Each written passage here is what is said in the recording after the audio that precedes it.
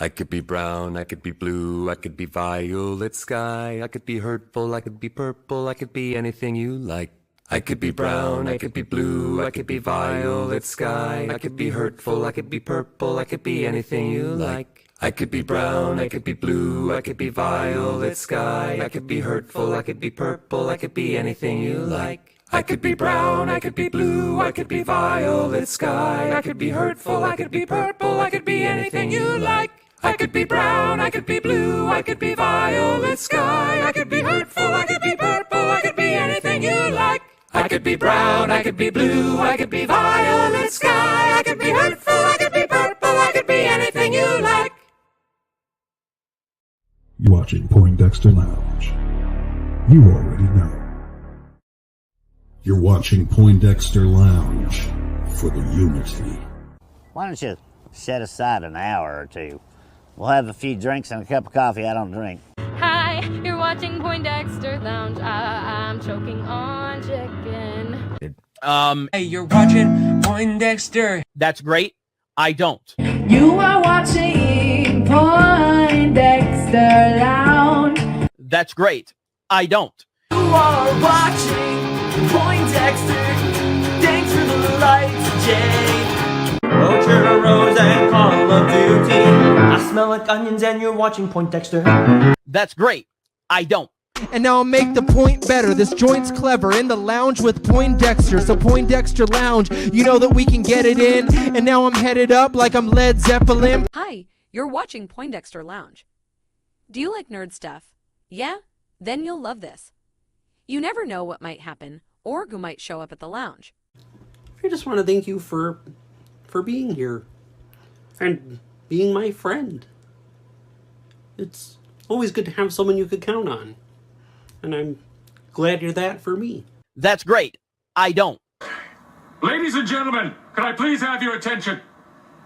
I've just been handed an urgent and horrifying news story. And I need all of you to stop what you're doing and listen. Cannonball! Poindexter, you're getting all excited.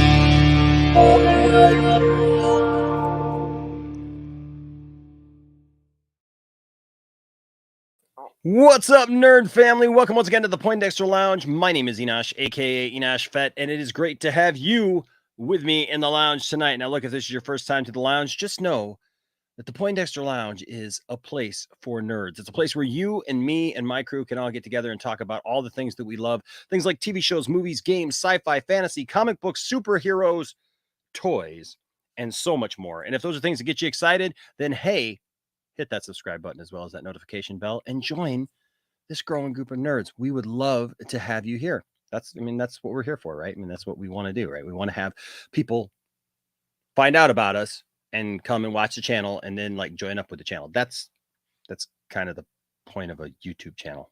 But hey, it's all good. Thanks for being here anyways. The point is, real quick, before we get started, we got a special night tonight. I can't wait to jump into to what we're doing tonight. But first of all, of course, I do want to say a shout out to all of our supporters here at the channel. Thanks to all of our patrons.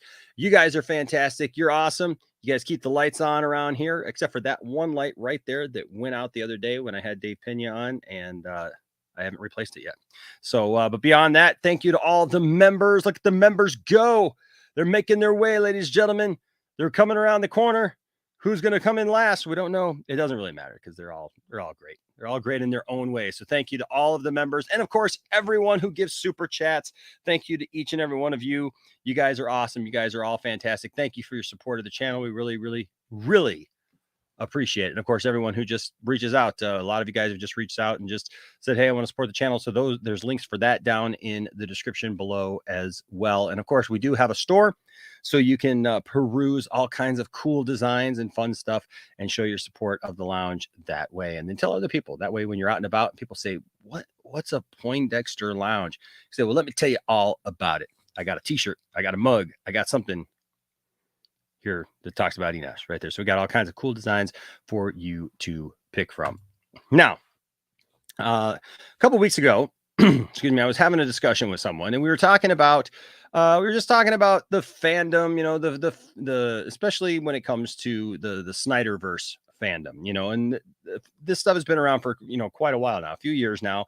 People fought for the Snyder Cut.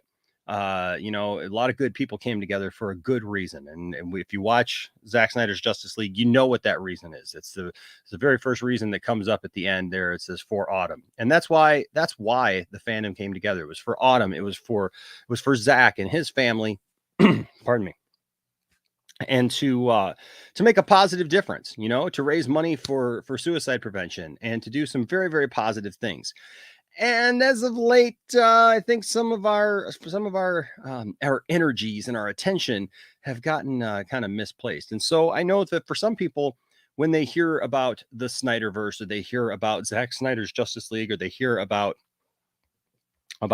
people who support the Snyder Cut or have supported the Snyder Cut, there's sometimes unfortunately a negative connotation that goes along with that. And so one of the things that I wanted to do is that I wasn't seeing enough of, and I was talking to somebody about, is that there's a lot of good, positive people who are part of this group and part of this organization of people, and truly represented. You know, I mean, I know now it sounds like a cliche to some people, but the hashtag Us United, of like people coming together and really trying to do something positive. And so that's what I wanted to highlight. And so we started off. We had Dave Pena, the film junkie, on Sunday. That was a great discussion, just talking about him and what he's doing. But somebody that I came to meet through Dave, and then had the opportunity to work with as he interviewed one of our friends, Ray Fisher, at Justice Con this last year, of course, is Chris WONG-SWENSON. And so him and I, we met and we talked, and I've been wanting to do something with him for a long time. And so I thought, hey, what better way to keep this whole thing moving of positive people? Because I could think of nobody more positive than, of course, Chris WONG-SWENSON. So, ladies and gentlemen, welcome with me to the lounge for the first time. It's his first time, guys. So we got to treat him really good. Okay. So welcome, Chris. Hey, Chris, what's going on, man? How you doing, Enosh? How you doing? Thank you. I'm good, man. Good to have you here, bro. Yeah, first time on here, but I've been listening to some of your shows. Yeah, I even saw the Dave one, so it was cool. Yeah, man. So, man, yeah, it's good to have you, man. I've watched your stuff, dude, long before I even met you.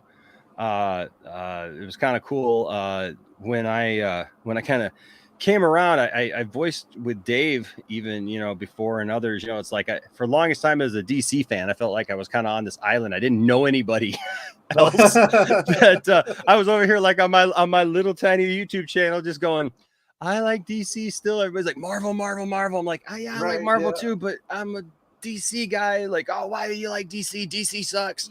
And I just be like, well, I'm just gonna keep doing my thing, you know. But you know, and then eventually, finally, it was great to start meeting other people. And so it was really cool because I used to watch your channel and really loved your energy and everything. And then it was cool to meet you. I was like, wow, that's cool. Like to actually be in a stream with Chris and others and stuff. So yeah, so it's really good to have you here tonight, man.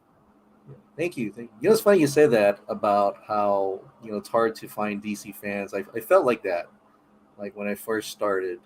I think back in 2016, you know, when Batman v Superman came out, and well, actually, I didn't go even further. Like when Man of Steel came out, and I wasn't even on the internet. I mean, I didn't know anything about Twitter or anything like that. Mm-hmm. And I know I enjoyed Man of Steel. I came out of that movie. I'm like, this is the best Superman movie I've ever seen. And I love Christopher Reeve. I love all those old. I love Brandon Routh's Superman too. I enjoy every aspect of Superman. I have not. You know, not enjoyed something like Tyler Hoechlin really blew me away with the new Superman Lois. So, and seeing that Man of Steel is like, this is perfect. I wanted to see a Dragon Ball Z / Superman fight, and I got it. You know, yeah, that action, yeah. And but but in my local community, they were like, I was part of this Superman Hawaii, but I don't think I'm invited any longer. But I was at dinner. We had a meeting at like a California Pizza Kitchen over the Alamona Shopping Center, and then we were talking about different movies, and my friend and we said we love Man of Steel, and the head of the club, he grabbed the water and he made it like a motion to like he's gonna throw water at me. He's like, "You guys are not allowed to like that movie. That's not a Superman movie." Really? And at that time, like not right after, but maybe a few days later, I emailed him and says, "Yeah, I'm out. I'm not gonna be part of Superman Hawaii if you're not gonna love all aspects of Superman. This is not for me." So wow. So I felt kind of alone. But long story short, once we got Batman v Superman came on, and discovered Twitter and the incredible amounts of hate toward that movie. I actually discovered Dave the Film Junkie. He was seemingly the only YouTuber on there who was saying good things about that movie. And I'm like, man, I like this guy. And I subscribed to his channel. I was listening to him, and in a way, it kind of inspired me to do my own channel. So it's kind of funny that you just said that. There were very few in between DC fans, and I feel like it's still the case. Yeah. I feel like we've grown a lot more than before. I think not everybody's all Marvel now. Yeah. Let me ask you. So let's jump into that because I've shared many times here on the channel, and everybody here knows. I mean, because I'm a huge Superman fan. I've been Superman since I was a kid, man. Grew up with the Christopher Reeve stuff, Super Friends. Like I love it all, man. I love the Dean Cain Superman. I loved, Superman Returns. It wasn't my favorite Superman movie. I had some issues with it, that were kind of different, but it's Superman. And then after meeting Brandon Routh, it was even more like after hearing his Brandon Routh. That's awesome. Yeah. I got a picture. It was a really cool thing. We went to, he was at our Comic-Con, and we listened to his panel discussion, and I asked a question, and I asked him a question that like spurred into a 25-minute like nerd rant. Like he started talking about like all this other stuff that he loved and stuff. But I brought up the fact because a couple of my favorite Superman moments are even though Superman Returns wasn't my favorite Superman movie, a couple of my favorite Superman moments of all time are in that movie. Like when he's hovering above the earth and just listening. I love that. And then also when he makes a statement to Lois that, kind of along those same lines, like, what do you hear? He's like, I hear everything. The world says they don't need a savior, but I hear him crying out every day for one. That just, oh my gosh. Oh. And so I asked Brandon some stuff about it because he's, he's a father now. And it was cool because we ended up going through his line, and he saw us, and he came out from behind his thing and just hugged me. Like, and it was so cool. Like all of a sudden he just came out and like hugged me and hugged my family and stuff, and just sat there and talked to us. And he even did a little intro plug for the channel and stuff. And it was like, wow, okay, this is cool. That's awesome. But he gave his take on Superman, like who he thought Superman was. And so like, for me, that just melted away. Like all the issues that I ever had with Superman Returns are like, I'll have them in a nerd discussion or whatever. But now when I look at it, I just look at it different. But I loved all that stuff. But I joke with a lot of people because I joined a Superman Facebook group this last year, thinking, it's like Superman worldwide or whatever. So I thought, oh, this is awesome. Connect with some other Superman fans and stuff. And my son's middle name is Jor-El even. So I got the full commitment, man. Oh, man, that's awesome. Yeah. And so I joined this group though. And like all of a sudden I was like, whoa, like all this hatred for Henry Cavill, for Man of Steel, for BVS. And dude, I even lost a friend over BVS.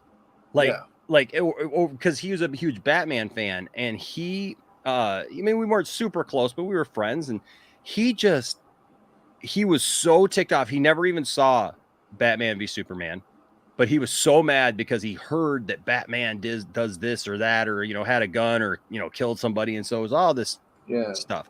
And so I often joke, often I'll recreate a conversation that I have off that Superman group, because I'm blown away of how people literally will just start conversations in just the rudest way. Like their post will just be, like Man of Steel sucks. Right. And that's all they'll say. And Yeah. then if you say, hey, I liked Man of Steel, they'll be like, well, I'm not asking for your opinion. It's like, you're posted on a public place. I mean, like, where do you think some of that comes from, man? That it's like people are so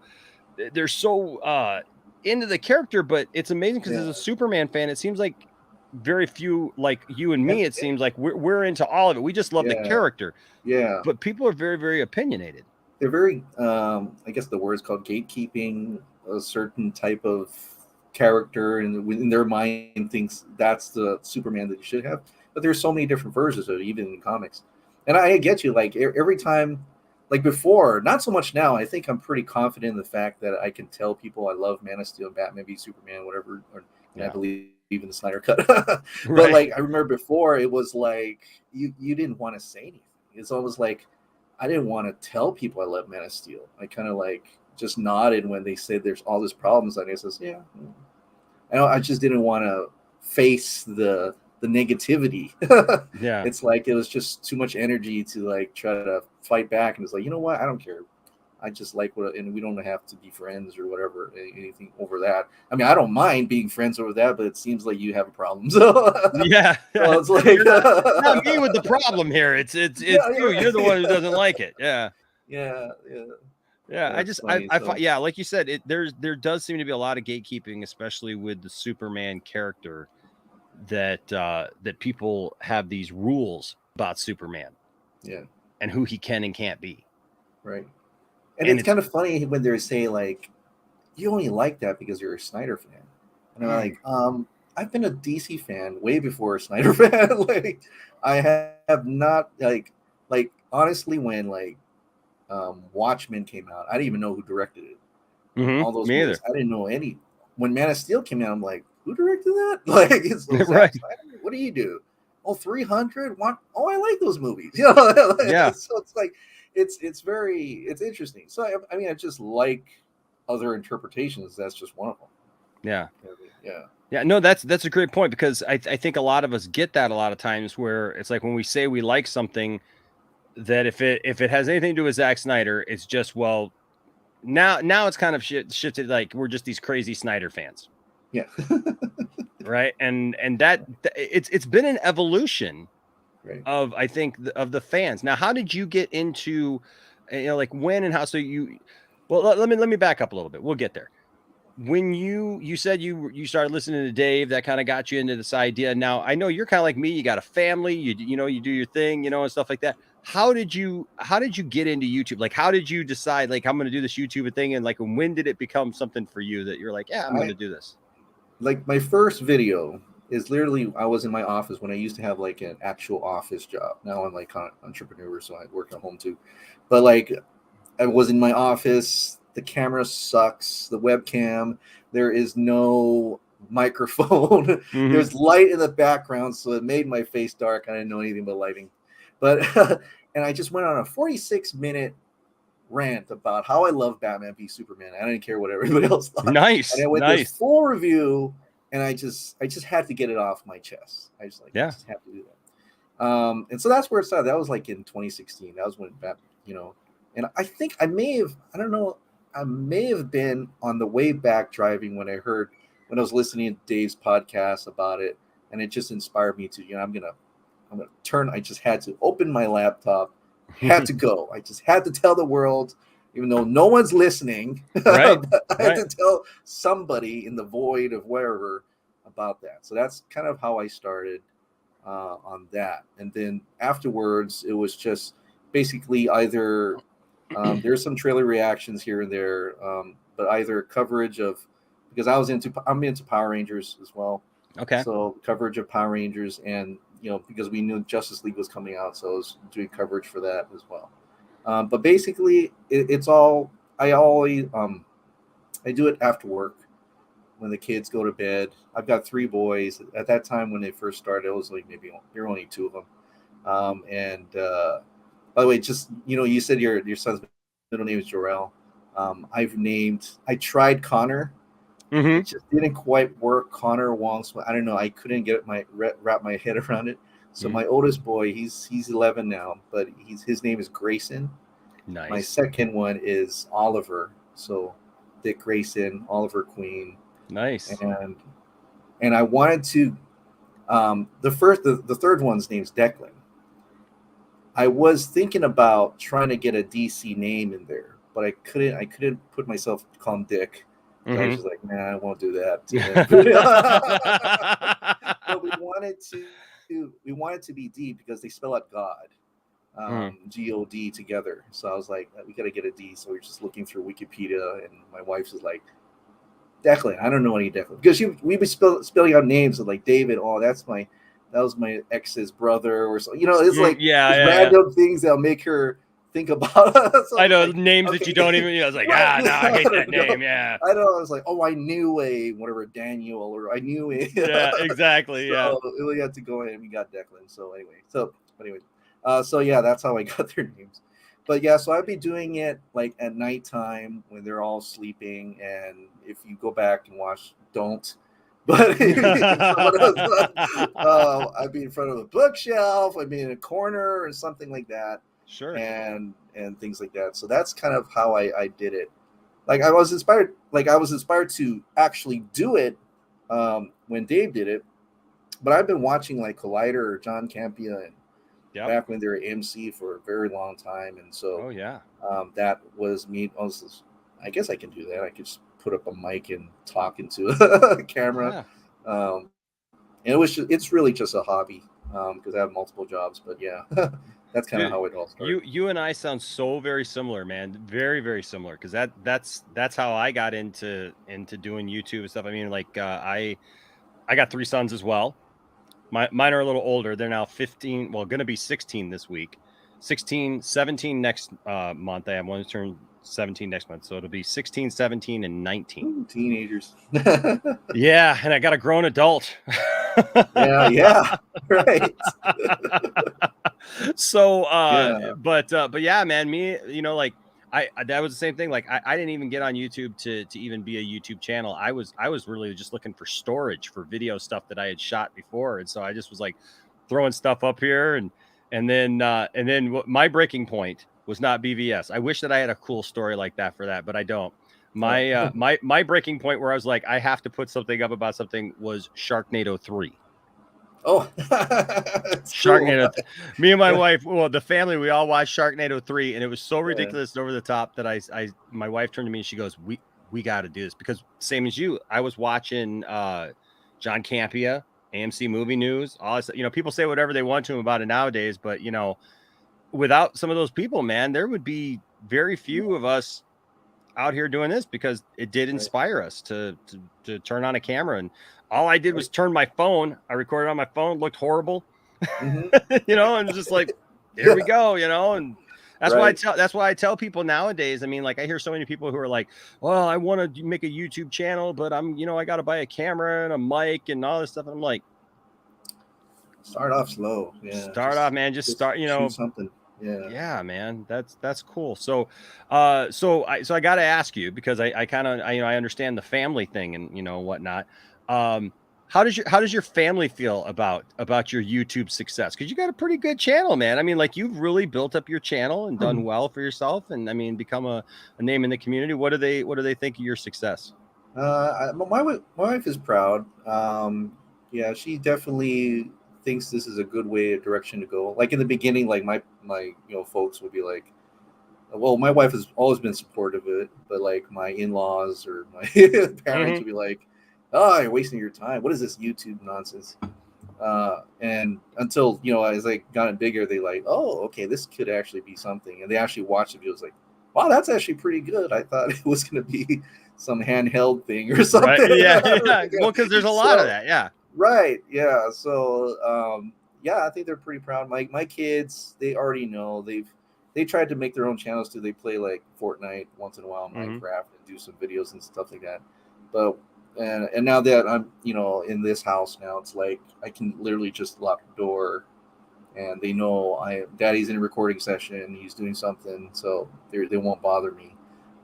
Before, like if you had other videos, maybe you see like when my mom used to live here, she would like be in the back and opening a refrigerator. A kid would come in and bounce up and like, hey, you see the top of his head. Lots of B-roll of like, hey, can you stop that? Right.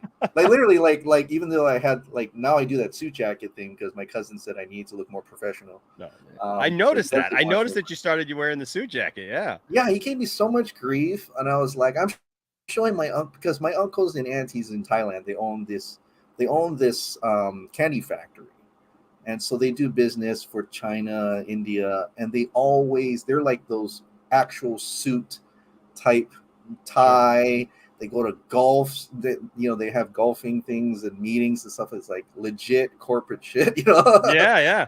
So like, so they watched and it was like, man, you gotta look more for it. And just to kind of piss them off, or just I started wearing that, and then I felt like, I feel pretty comfortable in this.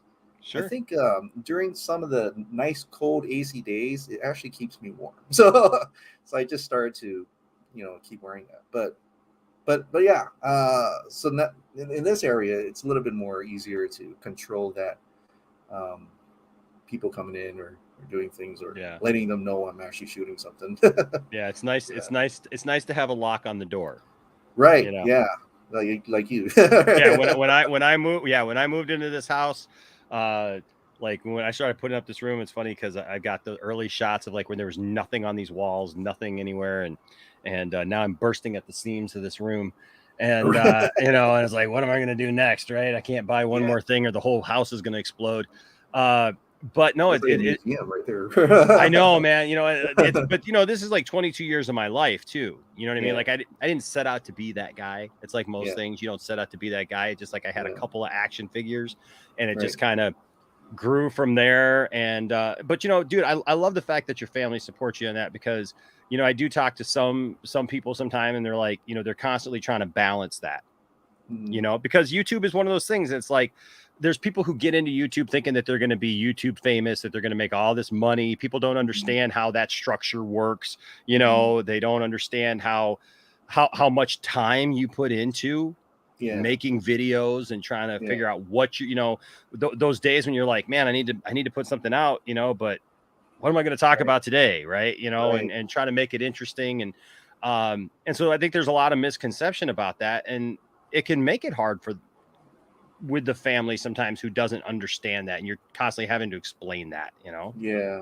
And I think it's easier now that I've gone to more of a short form type video. It is a lot more easier to have a lot more time now, because usually before it'd be like 45 minutes and an hour, and and you have to edit through that, and to video compress that takes forever, like hours and hours.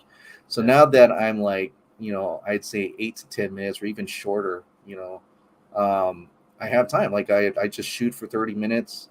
I edit for maybe 2 hours, and that's it. I mean, and then I'm free to do my other work, and, spend time with the kids. Of course, try to spend time, meaning they try to get them to calm down at night, because they're like jumping. Oh yeah. Why are you wrestling? Why are you having them in a headlock? What are you? Right. So it's actually a lot more easier now. I think I've gotten on a rhythm, and I think that's the case when you start getting into a rhythm. It's like it's not work anymore. You just feel like this is just something you do, and and once you get into that rhythm, it's like a habit. And it doesn't feel like you're wasting time, or it doesn't feel you're just enjoying it, and it shows it, I think, the finished product. Yeah. Well, I think you do a really great job of that, man. Like you can tell with watching your videos, like your excitement level, that like it's something that you really enjoy. I know I hate it when I've been watching somebody and then it feels like they're just kind of going through the motion, or like it's almost like a fake passion for stuff, you know, that it's like, you know, that they're not really, you can tell, you get that vibe from them, you know, what they're really into or what they're not really into. And if they're just looking at it as a job, like I hate that. It's like some channels, like especially some of the bigger kind of corporate type channels or whatever, like you turn on and you know they just hired some girl or some guy off the street, you know, to just read read some verbiage and you know you know, it's not the same as hearing it from somebody who really is passionate about, you know, what they're talking about. Right. Yeah. And it's just, and that's why I choose the topics I choose to talk. Like I can't all of a sudden say, man, I'm the biggest Iron Man fan in the world. No, I'm not really the biggest Iron Man. You know, I like a few movies and that's it, you know, and I'm more of a Spider-Man fan of all the Marvel, you know, but not Tom Holland really. I mean, I'm like more Tobey Maguire and Andrew Garfield. So like this new movie's coming out, and I'm basically excited to see probably a 15-minute or 10-minute scene of Tobey Maguire and Andrew Garfield. Right. And I'm like, Tom Holland, yeah, that's right. You know, but it's cool. Cool. Yeah, it's cool. So it's kind of like that. So it's like, it's kind of, in a way, it frees me up to not having to be able to talk about everything. Just talk about what you love, and it'll show for, you know, like like, things like that. So yeah. No, I hear. You know, my problem is there are so many things that I do love, but like I was always a big DC guy. Like that's, but like you just said, and I've shared, especially recently with the new Spider-Man coming out and everything, and with like Venom coming out before that, I always get pegged as the DC guy. So a lot of my Marvel friends who come in and stream with me and come on the panels and stuff like that, a lot of times, you know, and even people in the chat, they'll be like, yeah, but Enosh is a DC guy. He doesn't know anything about this. That's like, I know about the stuff. I'm just not as passionate about it. You know, or like when I got into like my feelings on like the new Venom film, for example, and like Carnage and all that stuff, like I had a buddy that I grew up with where I'd go to the comic book store and I'd get all my Superman comics, and he'd go and he collected Spider-Man and X-Men. And so we'd come home, we'd read our comics, and then we'd switch. So like I got to know about Spider-Man and, you know, and the X-Men during that time. And so you know, so it's like, yeah, I'm going to be opinionated about that. You can't just dismiss my opinion just because you think I'm a DC guy. You know, it's like, I know about it. So, but I'm right there with you, man. We have more in common than I really even knew. Cause that's, dude, that's how I am, man. Like Spider-Man. I knew about Spider-Man before I even knew that there was a difference between DC and Marvel. Right. Yeah. I remember going to just a regular store. It could be a convenience or the Long's Drugs or CVS nowadays. Yeah. No, but it's like they had that stand and it just turns around and it's like spindle, 99 cents. And like you just grabbed a few comics. I had Superman and I had that one run where there's Moon Knight and Punisher and Spider-Man together. And it's like, and I didn't know it was like Marvel, DC. I don't know. It was just superheroes. You know, it's just like there was no difference. So to me, now, not to get you in trouble, because we were just talking about family and stuff, but William here, William Powell, with the $2 super chat says, Chris, tell Enosh about our Vegas orgy. What? William Powell. Hey, Will, how you doing? I'm like, something just came up. I gotta go. Thanks for having me. Appreciate that. Appreciate it. It's great. It's great being here, man. Let's do it again sometime. Again, William. William's a good guy. I met William through Dave's show, and and so now William is a regular on our show. Yeah, awesome. He's awesome. Yeah, so they're getting together. They're doing a Spider-Man thing, and they're having everybody out, and they wanted me to come out, and I was like, man, I wish I could. I'm originally from Vegas, so I was like, I'd love to. Yeah, I'd love to go out there and hang out with them and see Spider-Man for the first time. But I don't know. They got some plans for my friend RJ that they're gonna have him ride a mechanical bull, but apparently it's not a bull. And so I don't know how I feel about all that. Kind of glad maybe that I'm not going. I don't know. But I don't know if you want to elaborate on William's accusation at all. I have no idea what he's talking about. No idea what he's talking about. But I've been invited several times. Me and my bald head, he says all the time. Okay. That's funny. So okay, so you got you're doing the YouTube thing. You've been very successful at it, man. Like I do think that you've been a really great positive voice in the community. How did you get involved? I mean, so you liked BVS, obviously. Yeah. You liked Man of Steel. What was your first, like contact where you were able to kind of become part of the bigger group? Because I know, like, for me, I didn't know anybody, man. Like, people have asked me now, like, where were you, 5 years ago? And I'm like, dude, I was still here. Like, I didn't know anybody. I didn't have any connections with anybody to, be a part of the group proper, or whatever that means nowadays. Yeah. But like, how did you, how you said you watched Dave, but like, how did you get involved in all that? I watched the Justice League movie like everybody else. Even before that, it was like you had all these news about how they're changing Justice League and things, and I ate it all up. I ate all up of Warner Brothers, all the trade reports where they're like they're going to keep to Zack Snyder's vision. They're going to blah blah blah blah, and I defended it. I was like, yeah, they're not going to do that. What kind of studio would do? Right? Yeah. So, no, I'm with you, innocent, man. like really innocent. Then I watched it, and I'm like, yeah, it was kind of a good, like an Justice League animated but live action, because they had that thing. But I was like, but it doesn't feel like Zack Snyder. I mean, it just didn't feel like Zack Snyder, but it said directed by Zack Snyder, so I was just so confused. Yeah. and I guess the one thing good about this whole movie is that we learned a lot about movie making. Yes. And the like how much principal photography gets you a credit and all this weird stuff. But yeah, so anyway, so I started to realize, but I didn't, and I was already on Twitter at that point, and I was looking on the chats and stuff like that, and Fiona's name came up, and honestly, I've learned it from her, like when she started spewing the secrets of what's happening behind the scenes, and then there was Shiraz, and I forgot the guy's name. I mean, he's out now, but they had that.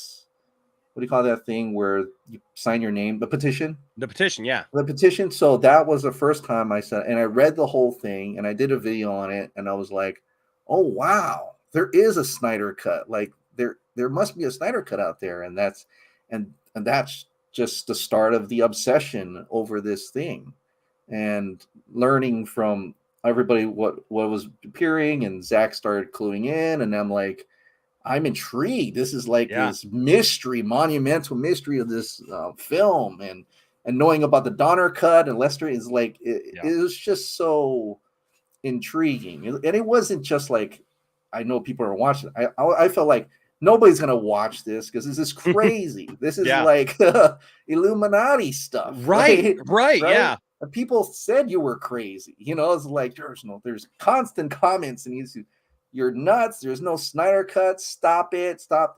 I'm like, I want to stop, but I can't. I'm just so invested into a thing that could possibly exist. No, So that was just a real obsession over that. And not until I actually went to the to see Zack at that art center. That's when he had all the director's cuts, and it was funny because he was like, "Ping pong flicks," and I was like, "Whoa, what? How are you watching me?" But he pretty much said to just keep it up. There is a cut, and just keep up the noise. Yeah. And that at that point, when I went home, I was like, "Okay, I'm on a mission," because I think he is telling us that we have a bit of power here.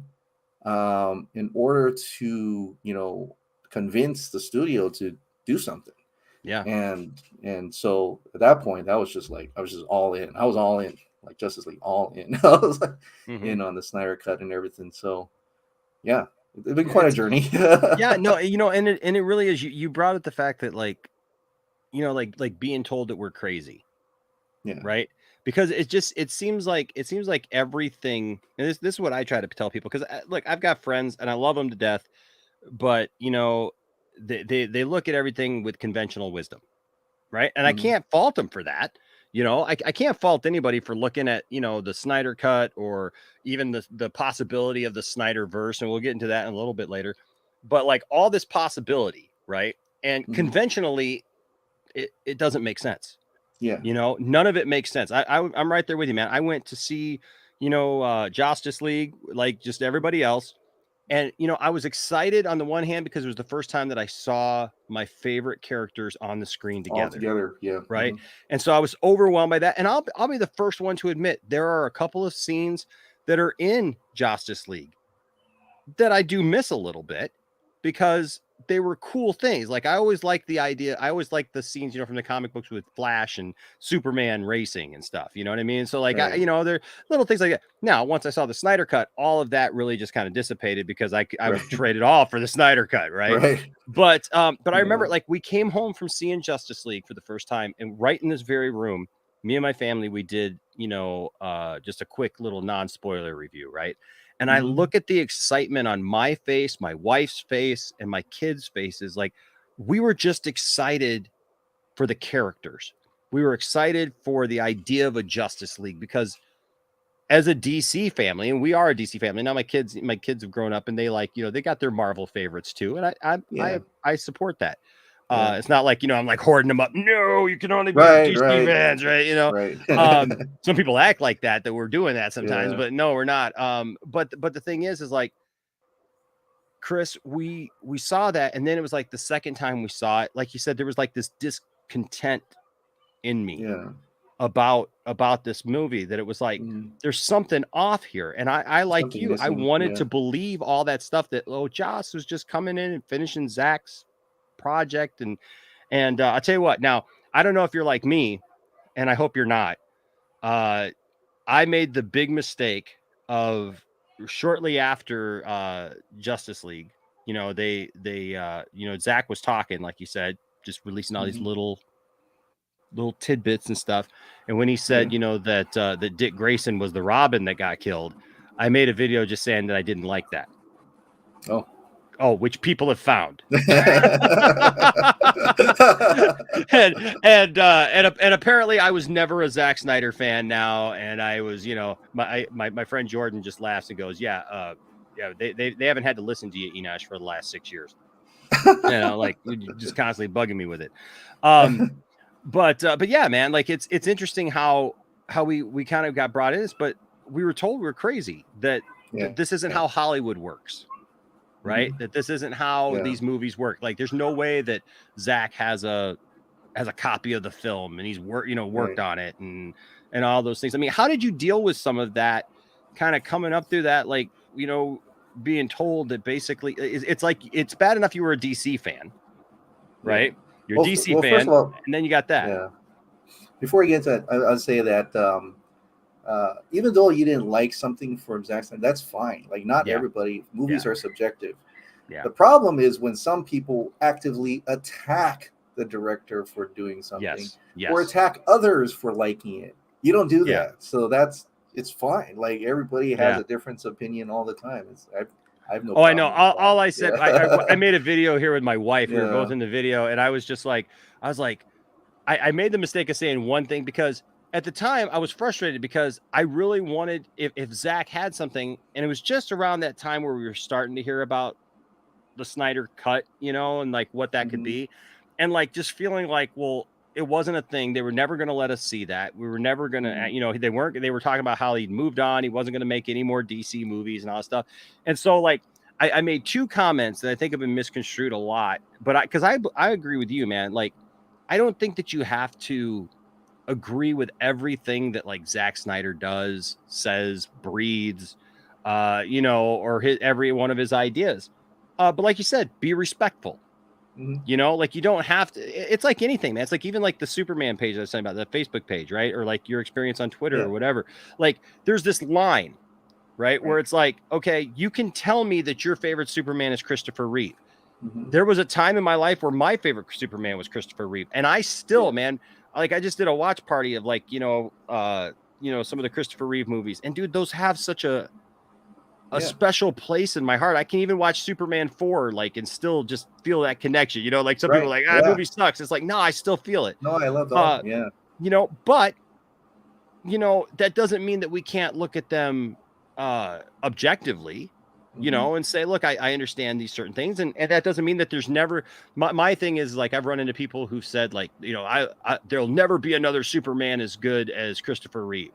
And then I saw one guy like even said like from now on, what they should just do is get any actor that they need to and just superimpose Christopher Reeve's face on him. Oh my God. And I'm like, guys, come on. Like, you know, like other people can play this role. Christopher Reeve himself, like didn't gatekeep the thing. Like he talked about how one day somebody else would come along. You know, he even put his stamp of approval on Tom Welling, which I think is absolutely hilarious because you as a Superman fan, you probably know like there's people who like they won't accept Tom Welling as a Superman because he never put on the costume. Put on the suit. Yeah. So it's like there's all, like you said, there's all these rules and regulations and stuff that people make up. But you know, like I think my problem was, you know, like I said I used correct terminology, you see, Chris. And I said, I have this love-hate relationship with Zack Snyder right now. That's all I said. I have this love-hate relationship. Like I love his stuff, but like I don't like this idea of Dick Grayson being the Robin that died because I know the comics, right? You know, and that was it. And then all I said was, you know, like if he's not gonna, because I didn't realize at the time either,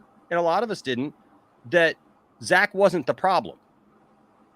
Right? The studio was like, Zack's the problem. You know, Zack, you know, is doing all this stuff, whatever, you know, put it all off on Zack. And I just said, you know, like, look, if he's not going to do anymore, I just wish he'd be quiet and stop telling us about stuff that we're never going to get to see, you know, because like that was breaking my heart too. It's like, you tell me something cool like that, you know, or like the Doomsday, you know, is still out there or whatever, you know, like you're going to whet my appetite for more.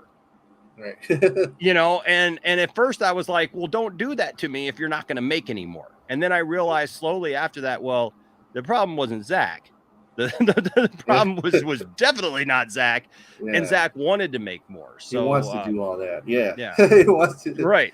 Yeah. So how did you deal with some of that? I mean, like being a DC fan, having that negativity already, and then on top of that, like you love this thing, and now you're being told you're as a fan you're crazy. And the reason why I ask you that is because I want people to understand, like, where some Snyder fans are coming from, because I don't condone a lot of the negativity that I've seen recently out of the fandom and stuff, but I understand some of it. Like, even though I don't agree with the way that they're handling it, I understand for some people they deal with stuff differently, you know, and to be kind of attacked and treated a certain way just for something that you like, there's like that reaction, right? But there's good people, I think, that came to your conclusion and my conclusion and others, where it's like, we're not going to be jerks about it.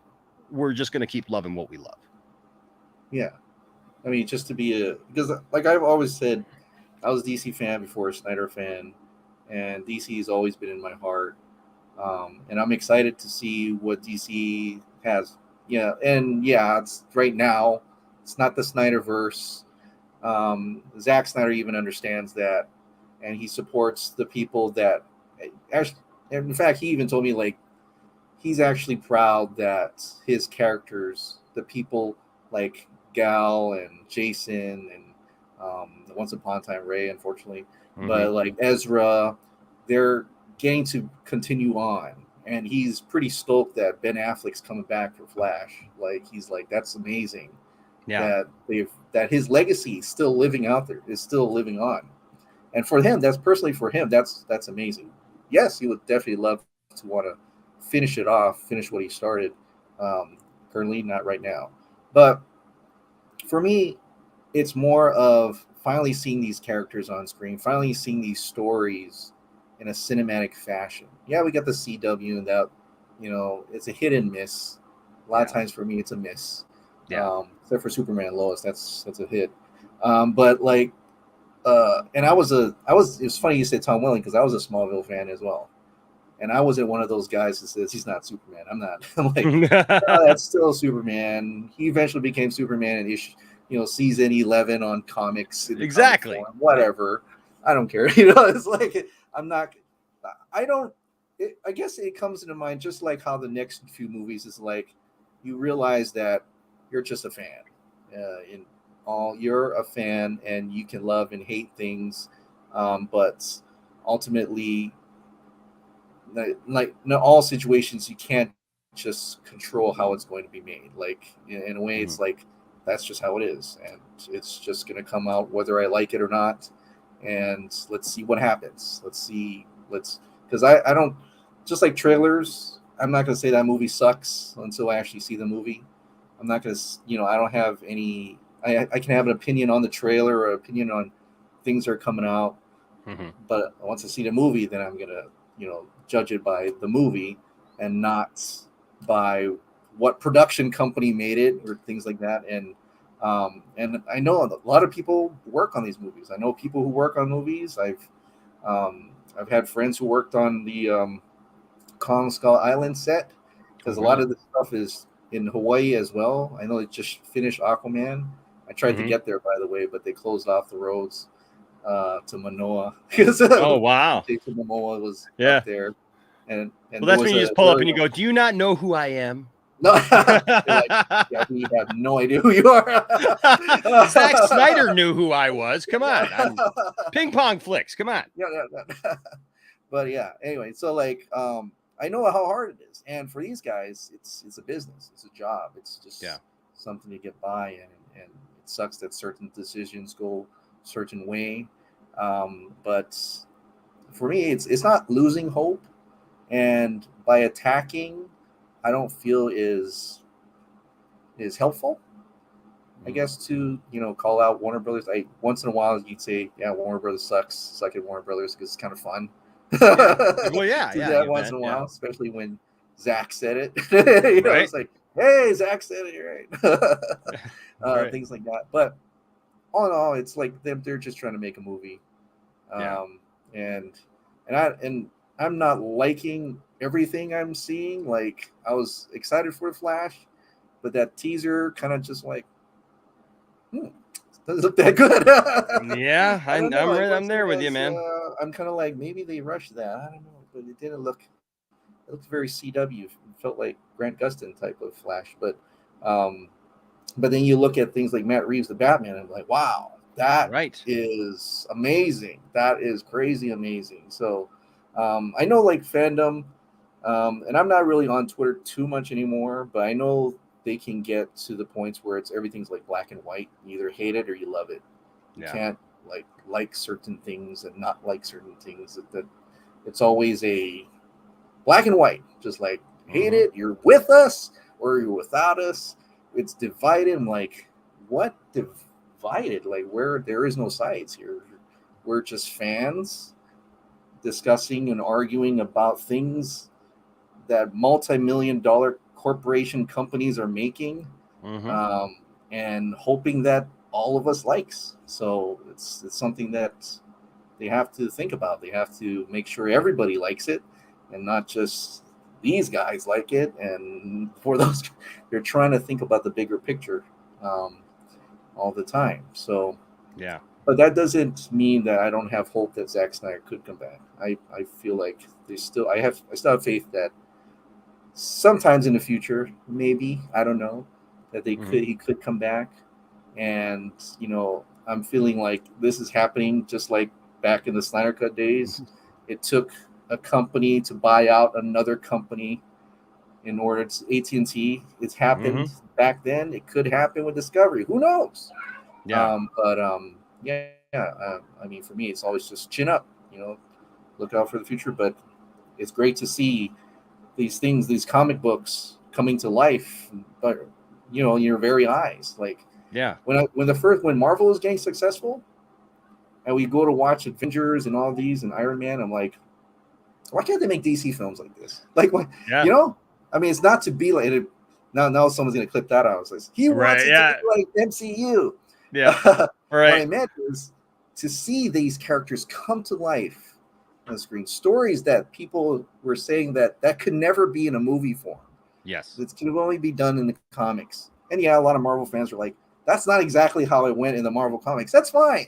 But they adapted it and they put it out on the screen so that new generations of fans would enjoy it. Like, my kids right now, they're all on Marvel as well. I mean, they don't care too much about Superman. If we go and if we go to the arcade and they play that Injustice game, and every time you play the Injustice game, you get a card. Okay. They'd be like, Daddy, I want you the Superman card. Daddy, I want you the one. And they would just give it to me.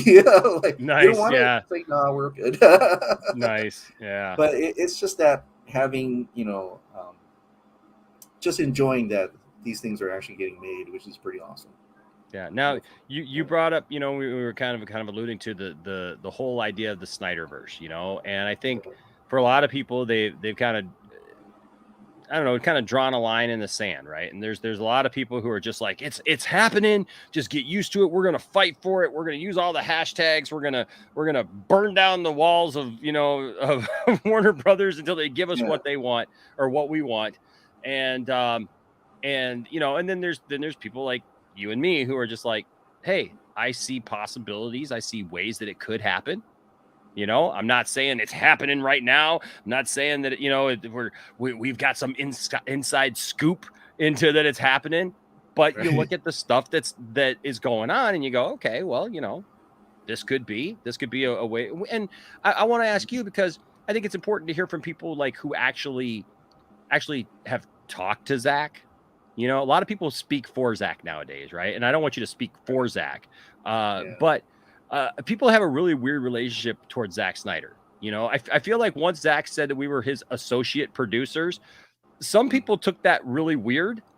Some people were like, hey, that's cool. That's cool. That, I see what he's doing there, and then like, I've literally heard of people like trying to use that on a resume.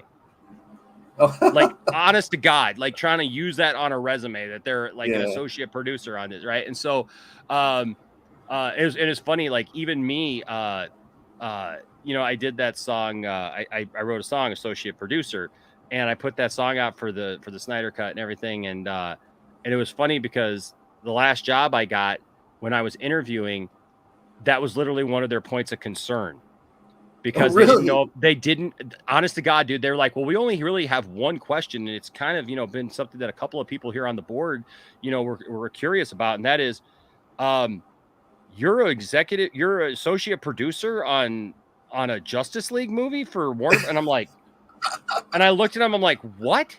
And they're like, well, yeah, well, we somebody, saw your YouTube channel and, and you got a song and stuff. And I'm like, it was hilarious. Cause I'm like, seriously, like in a job interview, trying to explain to them, no, okay, so here's what happened. Here's the history of it. Here's the story. And like, he said, hey, you're all my associate producers. And they're like, oh, cause we were wondering, like, if he's doing that, like, why would he want this job? I was just like, okay, cool.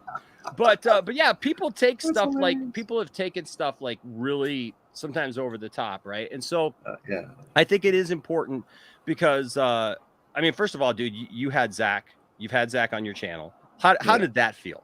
How did that feel to have? Oh, that was nerve-wracking. I mean, like nerve-wracking. I didn't know what to do. I'm like if it looked like I was calm, that's not how I was feeling inside. I was like, in a way, I almost didn't want to do it.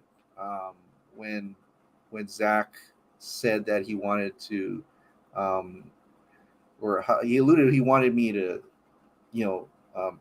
ask him to come on, and I'm like, I didn't really want to do it. And they're like, what? Why wouldn't you want to do it? And actually, Steve and Dave actually says, do it. Do it. Yeah. All right, because I don't really like. I'm actually more of an introvert than I like to say.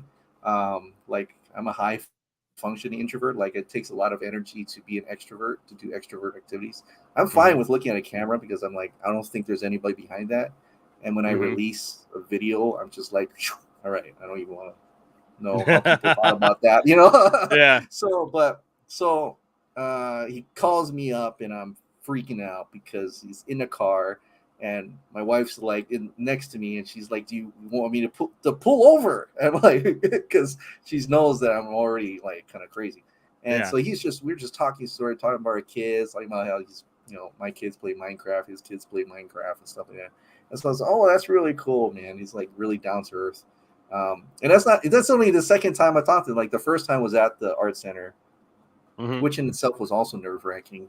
But I felt like I was amongst other fans who were also nerve-wracking, was also so I felt fine. But like one-on-one on him was kind of nuts. But so when I finally got him on, actually before that, I asked like my members at a time, like, give me a bunch of questions because I have no idea what to ask him. Sure. Like I know what to ask him, but I don't know what to ask him. Like I just and so I try to get as much questions to fit it in. As much as possible, but yeah, it was nuts. But he comes off as a really, he's really down to earth, like a family guy, family man, and he just wants to do what he wants to do. Like he's in love with the things. Like I feel like he is like that kind of person, like how you're focused on something and you need to do it. Like he cannot wait to go back and shoot something. Like he antsy, like I gotta do something now. And so I really feel like that's his passion. That's everything he wants to do. So for him, like, I know it's getting off subject, but like for him, like teasing stuff like that, I get it. I get why he does that, because it's exciting for him. He loves it. He didn't abandon the DC. If he had a chance to do DC, he'd come back in like in a heartbeat, you know. Like because the IPs, you know, for Warner Brothers and stuff like that. But he loves it. He just wants to. This is my idea for certain things. I'm going to put it out, see what people say, and he loves that, just that interaction and the fans are curious to see his stuff. So that's how I felt, you know. And it's really cool. He's nothing that. It's very down to earth guy. That's really cool to hear you say, because I have kind of an ongoing, mostly positive disagreement with a friend of mine who's pretty well known around these parts. But and we go back around because I think sometimes people looking from the outside, it's easy to look at Zack and just go, look, he's a director. He's a business guy. You know, like one of the popular things that I've heard is like, you know, when he said that he wouldn't say no, you know, to a paying customer, right? So, oh, he's just appeasing the fans. He's just, you know, he just wants to, you know, just keep it going for as long as he can, you know. But I like hearing from you that like he's really passionate about this, and you know, and I think that's something that gets overlooked a lot, is that, you know, I've heard interviews with him and he's talked about it, that it's like, you know, he really loved doing the DC stuff. You know, he really enjoyed that. So the problem wasn't Zack. You know, I find that interesting. But I mean, that leads us though to the idea of the Snyderverse. Real quick, before I do that, I can't overlook this. Holy cow! Super Cam 1721 with a $49.99 super chat. Holy cow! Thank you so much, Super Cam. Appreciate that. Says, great seeing you guys speaking the truth. But be careful, the Gob is watching, and you and he is going to edit out some stuff to twist the narrative. I didn't like the video he made attacking Chris for shilling for the Batman. Stay positive. Hey, I heard he made a video of me, but I didn't watch it. But it kind of, I was kind of hurt because he actually got me on his channel, and we talked a bunch of times. I even wanted to go to Scotland and says, hey, let's grab a beer or something. He was actually a friend, you know, and I never knew he thought of that way. Up until that point, I always considered him a friend, but so it was kind of sad. And I told my wife about it. She's like, no worry, you know, people are gonna, maybe you're getting bigger and he's feeling, you know, a little bit set back or something. And so she's like, don't worry about it, just keep doing what you're doing. I'm like, yeah, it just bothered me. I couldn't sleep that night. No, I hear you, man. Wow. Yeah, so I considered him a friend, and I didn't want to watch that video. But yeah, I mean, I liked his work. You know, I know to me he was like the SNL of our fandom. I guess he would make funny things like how Mark Hamill didn't like Last Jedi. Like that's one of his most successful videos. I was pretty proud of him for that. And it was really funny how he clips things together. Yeah. But yeah, whatever. I don't care if anybody makes a video of me. That's cool. Yeah, no, I hear you, man. It is hard, man. You know, it's hard not to be emotional, because I agree with you, man. There's people who are part of the fandom that it's like we consider them friends. You know, we've considered people friends, you know, and it's weird, I think, sometimes, you know, and it's hard to deal with, man. But my hope is that people get around that. I feel like when the Snyder Cut happened and we finally got it, it was like, okay, where do we focus our energy? Right. And unfortunately, I think some of it then started becoming more about the individual personalities. And it's like then it was easier to point fingers at each other, right? Instead of becoming, no pun intended, but united, and staying united and on a cause, because then I think it was easy to split up and say, well, okay, we all have different ideas of how we should do that. And there's some people who, like you mentioned earlier, that it's like it's Zack or nothing, right? They can't enjoy the Batman. Right. They don't want to enjoy the Batman. There's people who don't want to enjoy the Flash. Now I'm with you, dude. I saw that footage and I was like, okay, let me back up just for a second. Because I've been up here saying, like, I'm giving this movie a chance. I'm excited about this thing. Like, I'm all excited about Keaton and everything, man. And you're bringing Ben back. All right, I'm in. And they're like, I don't know what that is, but no, it's a really good point, man. And it's like it does bring up the question, like, where do we go from here? And and continuing what I was asking about the SnyderVerse in general. I mean, because you put out a lot of you're reporting the news just like a lot of us do. It's like what comes out, what is said, and sometimes there's some things that are very positive for the idea of the SnyderVerse happening. Now, a lot of stuff has to fall into place. Right. I mean, for that to happen, it's not just going to be overnight, but I mean, like I was saying, you've talked to the man, both on screen, off screen. Do you get the sense that, I mean, and I think I know the answer to this. Is kind of a rhetorical question, but I like people to hear this. And maybe I'm completely wrong. But do you get the sense that Zack, if it was really over, if it was just done and he just was ready to walk away from it, that he would just come out and be honest about that and just say, look, guys, it's done or whatever? Or do you think that he's into like kind of keeping the door open, or that he's just appeasing people at this point who just want something that he knows isn't going to happen? I believe he's keeping the door open. I believe he may actually feel like it could definitely happen one day, because he said it before. What the possibility of a Snyder Cut happening was a lot less than actually getting a sequel. Like it would have been a bigger possibility to get a sequel than ever having the ability to redo the Snyder Cut. Like having the Snyder Cut actually be real and him getting to actually do that is unheard of. At that scale, that has never, that changed Hollywood. It was huge. It's massively important. And it just opened, like, if that could happen, anything else can happen. I'm like, and for people who are saying, oh, Henry Cavill's getting older, and if Keaton can come back and wear the suit, I don't know if he looks good in it. Right. But if he and it's not going to take that long. Don't freak out. But like, like it's always a possibility. Like never say never in this business. And I feel like we've gone through that. We've gone through the Snyder Cut doesn't exist. Well, it did. It's here.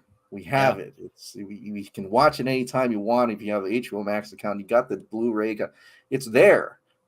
So which brings up another audience, a crowd who says the SnyderVerse will never happen. Well, you're probably the same one who said the Snyder Cut didn't happen. Wouldn't happen. It's always like and for me, I always keep an open mind. I think I've always looked thing at a glass half full, not half empty, and I think that's why I kept going on with the Snyder Cut, even though there was nothing, like even during times of nothing in sight. I'm like, no, there could still be a chance. There's still a chance, and there's still a chance. And I think Zack also maybe feels that way as well. But at the same time, he's not just going to wait around until someone calls him. He's going to do what his passion needs to do. He's itchy to shoot something. Even when his daughter died, he's still being a director. I'm going to shoot this little short film with my phone, and it's he can't get away from it, and it's something that he needs to do to live, and that it's not just for money. It's just what he wants to do. That's him. And so right now, he's gonna have movies back to back, but can you blame him? Because right. there's nothing on the table on the other side right now. But it doesn't mean that he'd say no once that opportunity knocks on his door. Yeah. And once that does, he's going to go in and he's going to make his case first. It's got to be something that, because he's already gone through all that with the studio, and to go back to a studio that will will try to say, hey, let's do it this way, or you can't do that. He's probably not going to go all in on that, Yeah. Although he did make some compromises, like not having Green Lantern, having Martian Manhunter. Sure. Stuff like that. You'll it's up to him. Like, all we can do is get excited for the future. I agree. We can't make him to do anything. We can't make him not to do anything. We don't have that power. Like, he doesn't work. He doesn't work for us. Yeah. He's making it for himself, and we love the stuff that he makes. And so I know Dave got attacked for the whole graphic novel thing. Oh, yeah. So I made a video about him suggesting that, and me just saying that's just what Zack said, that if it came down to that it could be a graphic novel. But I know he got attacked. Dave got attacked for pushing that idea. Yeah. I'm like, Zack's gonna do whatever he wants.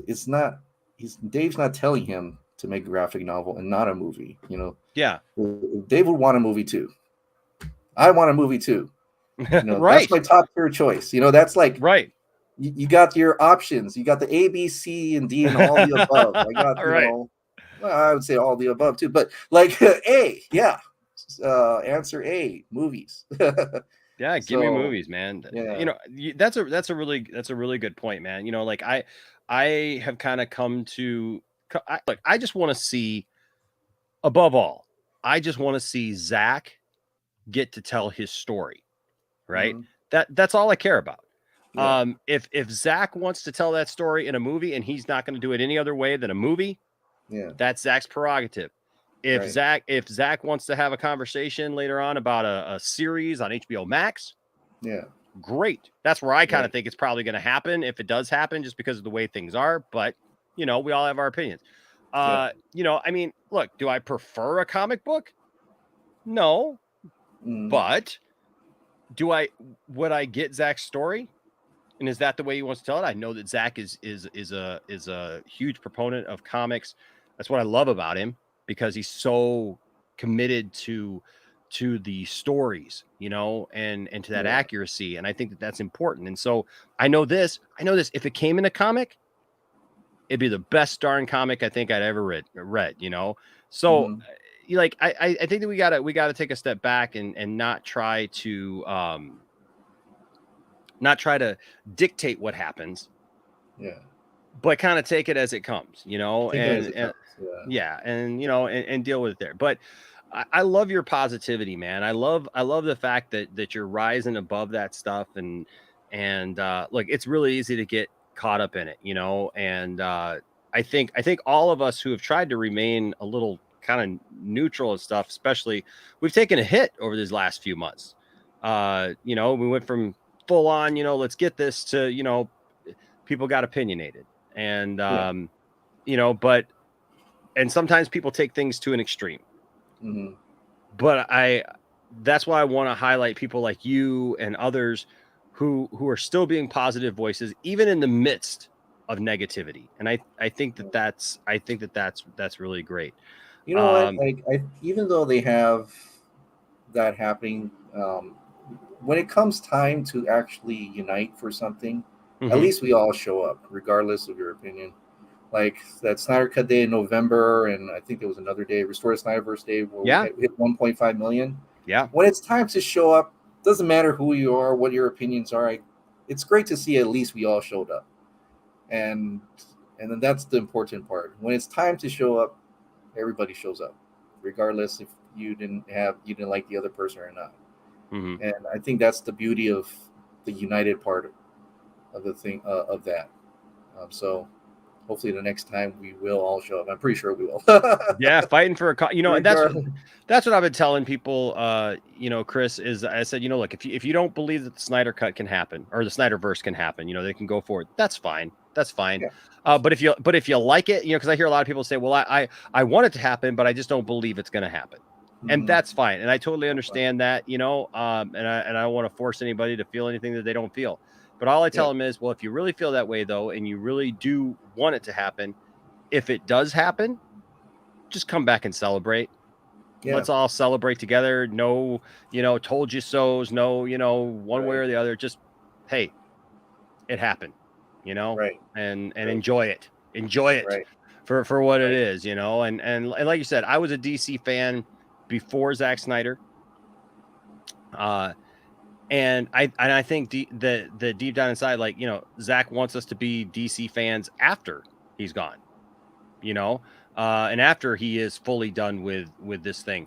You know, I think the important thing is to remember is that, you know, with especially with some of these things, look, when I go see the Flash movie, you know, am I going to have in the back of my head things about Ray Fisher?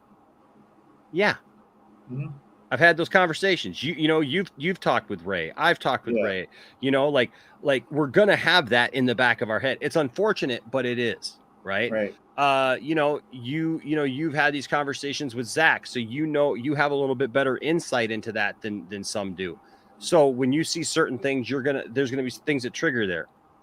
If we can get past those things and realize that, you know what, just because we might like something or whatever, it doesn't make people bad people. Just means you like something. Sometimes a movie's just a movie. You know, you can't really dissect it into like, well, who did this part of this movie and who did that part of this movie, you know, and like if there's any bad people on this movie, the whole thing is bad, you know, just it's a hard thing to move through. But I think our fandom is experiencing those kind of pains. It's kind of those, you know, conversations you have in business where they tell you, whatever you do, don't talk about religion and politics or football. Unless they are on the same team and you know they're like right. So, because it's hard. Like once you have it embedded that person's size in a certain way, it becomes difficult to talk about anything else. For a lot, you know, for some, like we know that we're different. Every human being's different. Everybody has their own subjective ideas and feelings, and for people like us, we're okay with that. We respect that. You know, I don't think you should be like me. If you're like me, then it's like talking to a mirror, and what's interesting about that? Exactly. And so it's great to have discussion in a respectful manner, and not have to fight all the time. I've been through that. I've been through, like I said before, a glass of water almost like went into my face, just because I left Man of Steel, and I never understood that. I never understood that. But hey, whatever. Well, hey, I appreciate your transparency of that. I know it's one of those things that like you don't want to bring down the room with it, but I do think that it's important that we do have those conversations because people need to understand that we're not just a bunch of crazy people out here that are just screaming into the night. That like we're real people and we just like something, and sometimes you just like something, you know. And look, I don't see it as just being like blind hope, you know. I do know that there's times where like, you know, you can hope for something and you know that's not going to happen, but I do see legitimate ways that it could happen. And I know, you know, just like when that turkey picture came out, you know, a couple weeks ago, right? And like everybody blew up about the turkey picture. And I was just like, you know, look, guys, I don't know what it means. I don't know that it means something. I just know this. I know that Zack likes to do fun stuff like that. So whether or not we're interpreting it correctly, which I think a lot of people probably didn't interpret it correctly, you know, but however we're interpreting it, like, I guarantee you Zack put it there for a reason. It wasn't just that those comics were just happened to be sitting there by themselves, you know, and like, oh, whoops, I forgot that those were in the frame. But at the same time, I don't feel that like we can like go as far as like the other side and go confirmation. He's signing the contracts. You know, it's in the bag. You know, like somewhere in the middle, man. Somewhere in the middle. My videos, I never say confirmation or anything. I just say it could. It could be this or it could be that. And it's funny because when I was talking to Zach in that car, and I legit just apologized to him. I says, "Hey, I'm sorry for all the tinfoil videos." And he laughs. He says, "You know what? A lot of it you got right." And I was surprised how you got it right. But there are some things where like, I think I got to call this guy up and calm him down. Like, and I'm like, "Oh, I'm so sorry about that." He says, "No, Chris, listen. It doesn't matter what you say. Like with those speculation and discussion, you're bringing in the conversation. You're bringing that conversation to light. You're making it interesting. You're talking about it, so people will talk about it, and that's more important to him than whether it's right or wrong, because people are engaging, and that's why he says keep doing what you're doing, because that engagement is what creates fandom. It energizes, it just it makes it better, so I'm like, oh, that's a good way to put it. So it's all right to speculate. It's all right to get excited over a book next to a turkey, Exactly. It's perfectly fine. And I don't see any fault for that. Like, and I don't even get mad if people's like, oh, that could be this and this. It could be, because I don't know. I didn't put that book there.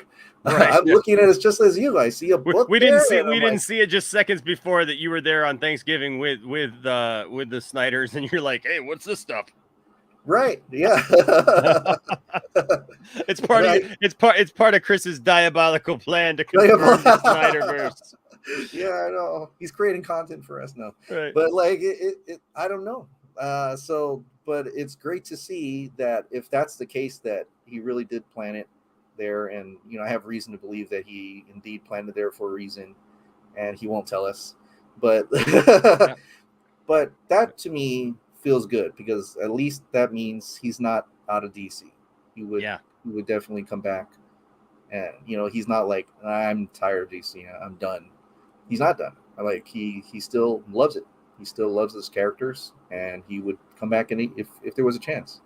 And that's actually better to know that than to know that Discovery comes in, wants Zack to do it, and Zack's like, I'm done with DC.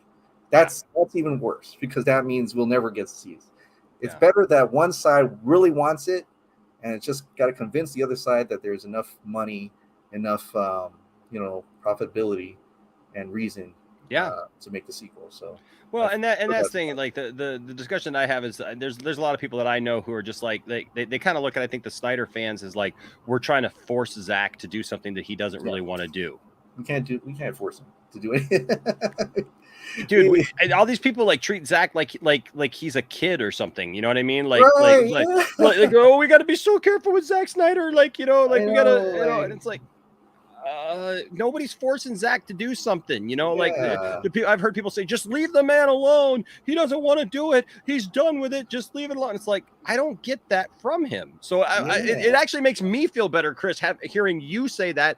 Like, having talked to the man, because like I'm looking at my own stuff and people get me second guessing sometimes, like, am I just like over hopeful that like when I listen to this guy talk, or like am I actually reading this correctly, because I want to make sure that I'm that's the weirdest one, where they say leave the man alone. I'm like, dude, he's not even looking at me. Like he's busy doing his stuff, like, is he like, and I mean, imagine telling IMDb or Variety, leave the man alone. Don't put him as Zack Snyder's Justice League top whatever, Yeah, right. Oh, he sees that, he's like, all right, so it's fine. Like, it's weird when people say leave the man alone. I don't get that at all. It's like we have any other overpower over a multi-million-dollar director that owns a freaking yacht. Thank you. Thank you. That's what I keep saying. Like, I can just see Zack Snyder at home going, well, I really didn't want to do this DC film, but these people just won't leave me alone. Why can't they just leave me alone? This guy said that, this guy said that he didn't like Dick Grayson dead. I'm going to stop movies altogether. Right. No, he's still going. He's still making. Well, and Zack does everything that he does for a reason. We may not always understand what that reason is, But I mean, just like, we've had Wayne T. Carr on the channel, a few times, and good guy. Have I ever seen him act? No. Right. Yeah. But was it important that I see him act? No. Mm-hmm. Who was it important to see him act? Yeah. Zach. Right. People questioning that casting is like, oh yeah, like Zach is just doing this and that. It's like, come on, man. Like, dude, we got Henry Cavill, we had Ben Affleck, Gal, Jason. Look how credible their roles were. Right. He certainly does have an eye to choosing his actors. And if Ray Fisher and Ezra, those were amazing. Just watch his movies. Look at all the people he chose to be those roles. Yeah. And yeah. I mean, you can tell that. Yeah, I'm pretty sure Wayne T. Carr would have been really awesome too. Yeah. I mean, look, we can't say that for certain because we haven't seen it. Right. But I do know that it wasn't just like Zach definitely did plan to use it, wanted to use that footage, hired him for a reason. It wasn't just like, I got a friend who will remain nameless, but I love him. But, he kind of made a statement, it was just like a placeholder, right? Like that it wasn't a real thing. And I'm like, dude, Zach took the time, brought him in, did the whole thing. Like, yeah, it didn't end up being in the film, but I believe that Zach, from what I've gathered from the people that I've talked to who actually talked to Zach, who are actually around Zach doesn't seem like the type of person who just wastes a lot of time, and just does stuff, just to waste time, so. So like my hope is that the things come together that need to come together. One is this Warner Discovery thing. Zach himself has said, hey, we'll see. When this Warner Discovery thing happens, hey, we'll see what happens. And obviously, I think there'll have to be a change of regime of the people who are above who just for some reason don't like Zach. God only knows why. Like, I don't even think Zach knows. Zach has mentioned many times, like, I don't know why I haven't heard anything from these people. They didn't even tell him how his own movie did, So, but it is what it is. And if those things happen and like you said, the time is right, the deal is right. I don't think he's going to walk back into a situation that's going to be bad for him or toxic for him. It's going to be on his own terms, but like, and that's all we can do is look forward to it. Look, and if it gets that 5-7 years down the line, it doesn't look like it's going to happen, like I've told people, like, I give it a couple years, we'll see what happens with Zach once he gets done with Netflix. Give Warner Discovery a little bit of time to figure out what they want to do, and who knows, we may be in another situation where we wake up one day and just like the Snyder Cut, all of a sudden it's just there, it's real, I keep, like you said, like it's something that wasn't supposed to exist. I literally have a copy of something that was not supposed to exist. We've all watched something that we were told doesn't exist. If we've learned anything is what, anything is possible. Yeah. And if it doesn't happen, we have Justice League. You can't take that away from us. Now we got a physical copy of it. And and it's like, it is what it is, but I'm very I'm very grateful for you being open to that. Now a couple little fun things as we kind of bring it to an end. Ping Pong FLIX. Oh, why is it called Ping Pong FLIX? So my middle name is Pong, Pong. Okay. And that was the name before I got Christopher. And in Thai, because my family's full Chinese, but they were in Thailand. I was the only one born here. Okay. So in Thai, that means family. And so, but when I had that in school, people would tease me ping pong, because that just makes sense. Yeah. I would probably tease somebody back then. Someone was named Ping. They're like, Pong, where's Ping? Or, where's, Yeah. Yeah. So, no, I know. Yeah. So in a way, it was kind of like, that was something negative, and I was turning into something positive.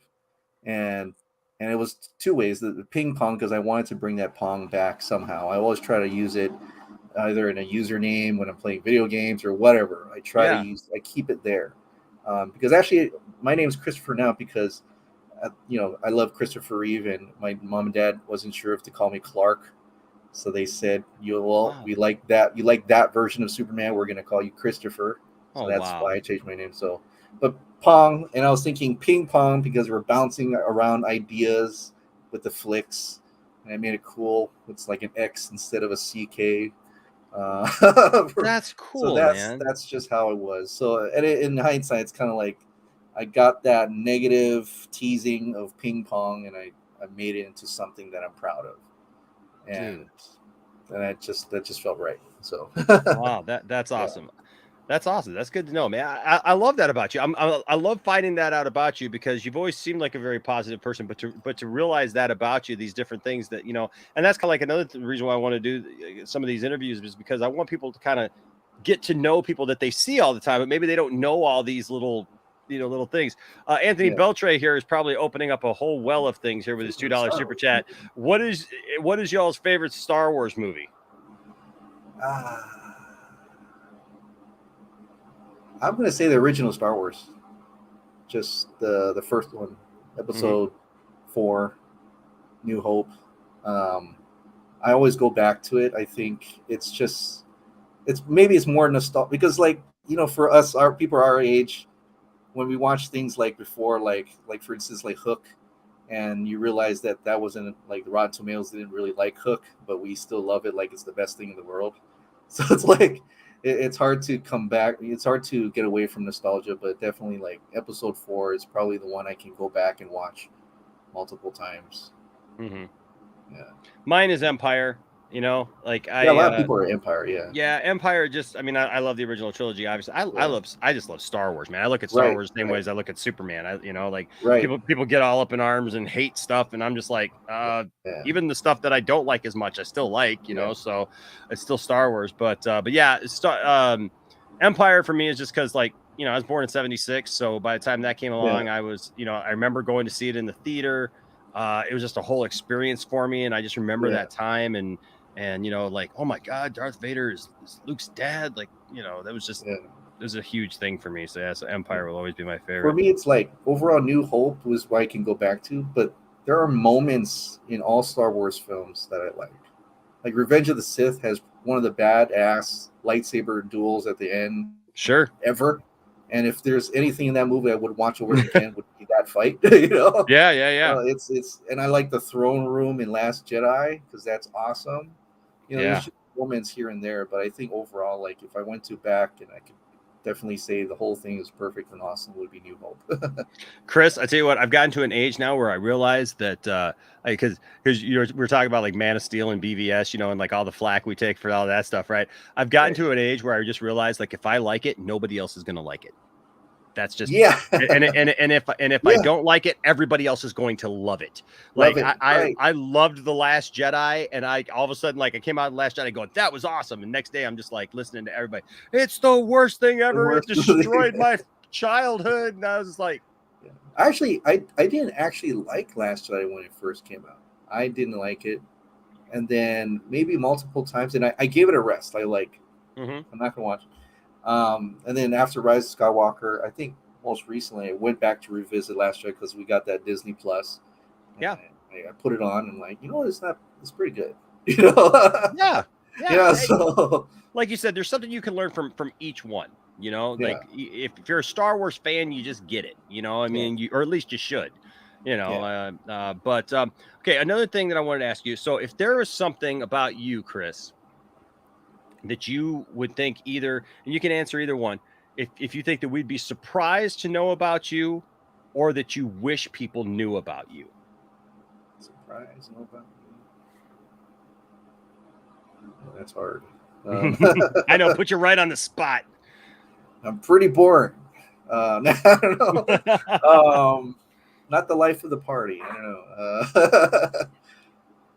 Oh God, I don't know. I think the whole thing about being an introvert was probably something I never shared too much of, which is interesting because I am also a salesperson, but I'm in the food service industry. Okay. So I'm a marketing rep for like service equipment and supplies. So like some of the cases you see the hot dogs in at 7-Eleven, I sell those. Okay. Well, I rep those. I actually sell them to a dealer that sells it to the customer. But so I'm a broker. See, it's pretty boring. But multiple jobs. I don't know. Just being introvert would probably be the biggest one that not many people know of because I'm talking to you, like it's nothing. Yeah. But which is fine. Actually, when I get in front of a group of crowd, I sweat everywhere, sweat under my arms.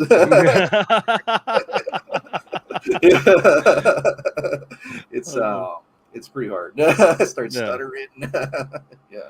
Oh man, I think you do a great job. Well, I'm gonna give the chat here a minute. Let's see. So just some stuff they've been saying. Laser Loot Gaming, he's a good guy, and he says, "What's up, Enosh? What's up, Chris?" What's up? Let's see. There's a couple here that I want to share. Oh well, here's Leda Deli. He says, "Yo, Enosh, Chris Wong is the best, and he's one of the main reasons I joined the fandom. Dave was my main influence, and then Chris came along." Yeah, and Dave was the first one to actually invite me over to his channel to have a talk, and I was like, that was pretty cool. Like, I was telling him, I've been watching you this whole time. I've never. And what's even funny is that we go to the art center, and we went to the coffee shop because I met up with Dave and the comic book movie marks, and before we went to see the movie, and it was funny because like the comic movie marks, you know, they're pretty tall, except for Shane maybe, and then Dave comes in, and I didn't realize he was short. He was like a smaller guy, and I'm like, and he's like, and I didn't know you were that tall because I'm 5'11". Okay. And I think he's about my wife's height. I don't know. Really? Something about Dave we didn't know. Okay. Yes, he's actually a pretty small guy. I thought he was tall in all the videos. He looked like he's like taller than me or something. Yeah, that's funny, dude. Everybody. So I didn't used to wear hats very much. Like, you know, like I haven't worn hats over the years. When I was younger, I did. But then I stopped wearing them. And for some reason, with wearing a hat, I took my hat off one day, and people were like, "I thought you were bald, Enosh." And I'm like, "Nope, I got a full head of hair, man. Like it's all there. It ain't going nowhere. I get that from my dad and stuff." And then people have met me in person, and they're like, "Holy crap!" Like they think I'm this little bald guy. Yeah. And I'm not. Like I'm 6'1", you know, like I wear a size 15 ring, you know, you know, and there people are just like what? Like we thought you were this little guy, you know. So it's just it's funny. That's the perception, right? I used to have hair. Like if you see my older videos, I have a full head of hair. Art Center, I had a full. And actually during that Art Center time, you know, my wife and I flew over and we went to the Warner Brothers lot. Yes. And we did the whole tour and stuff. And there's this Christopher Nolan, you know, the Dark Knight bike that you can ride on and have the green screen. Yes. And so you got the wind, you know, they got this fan blowing in your hair, and you have the video of it. And so we go to look at it, and the attendant didn't want to say anything. And I was like, she's like that.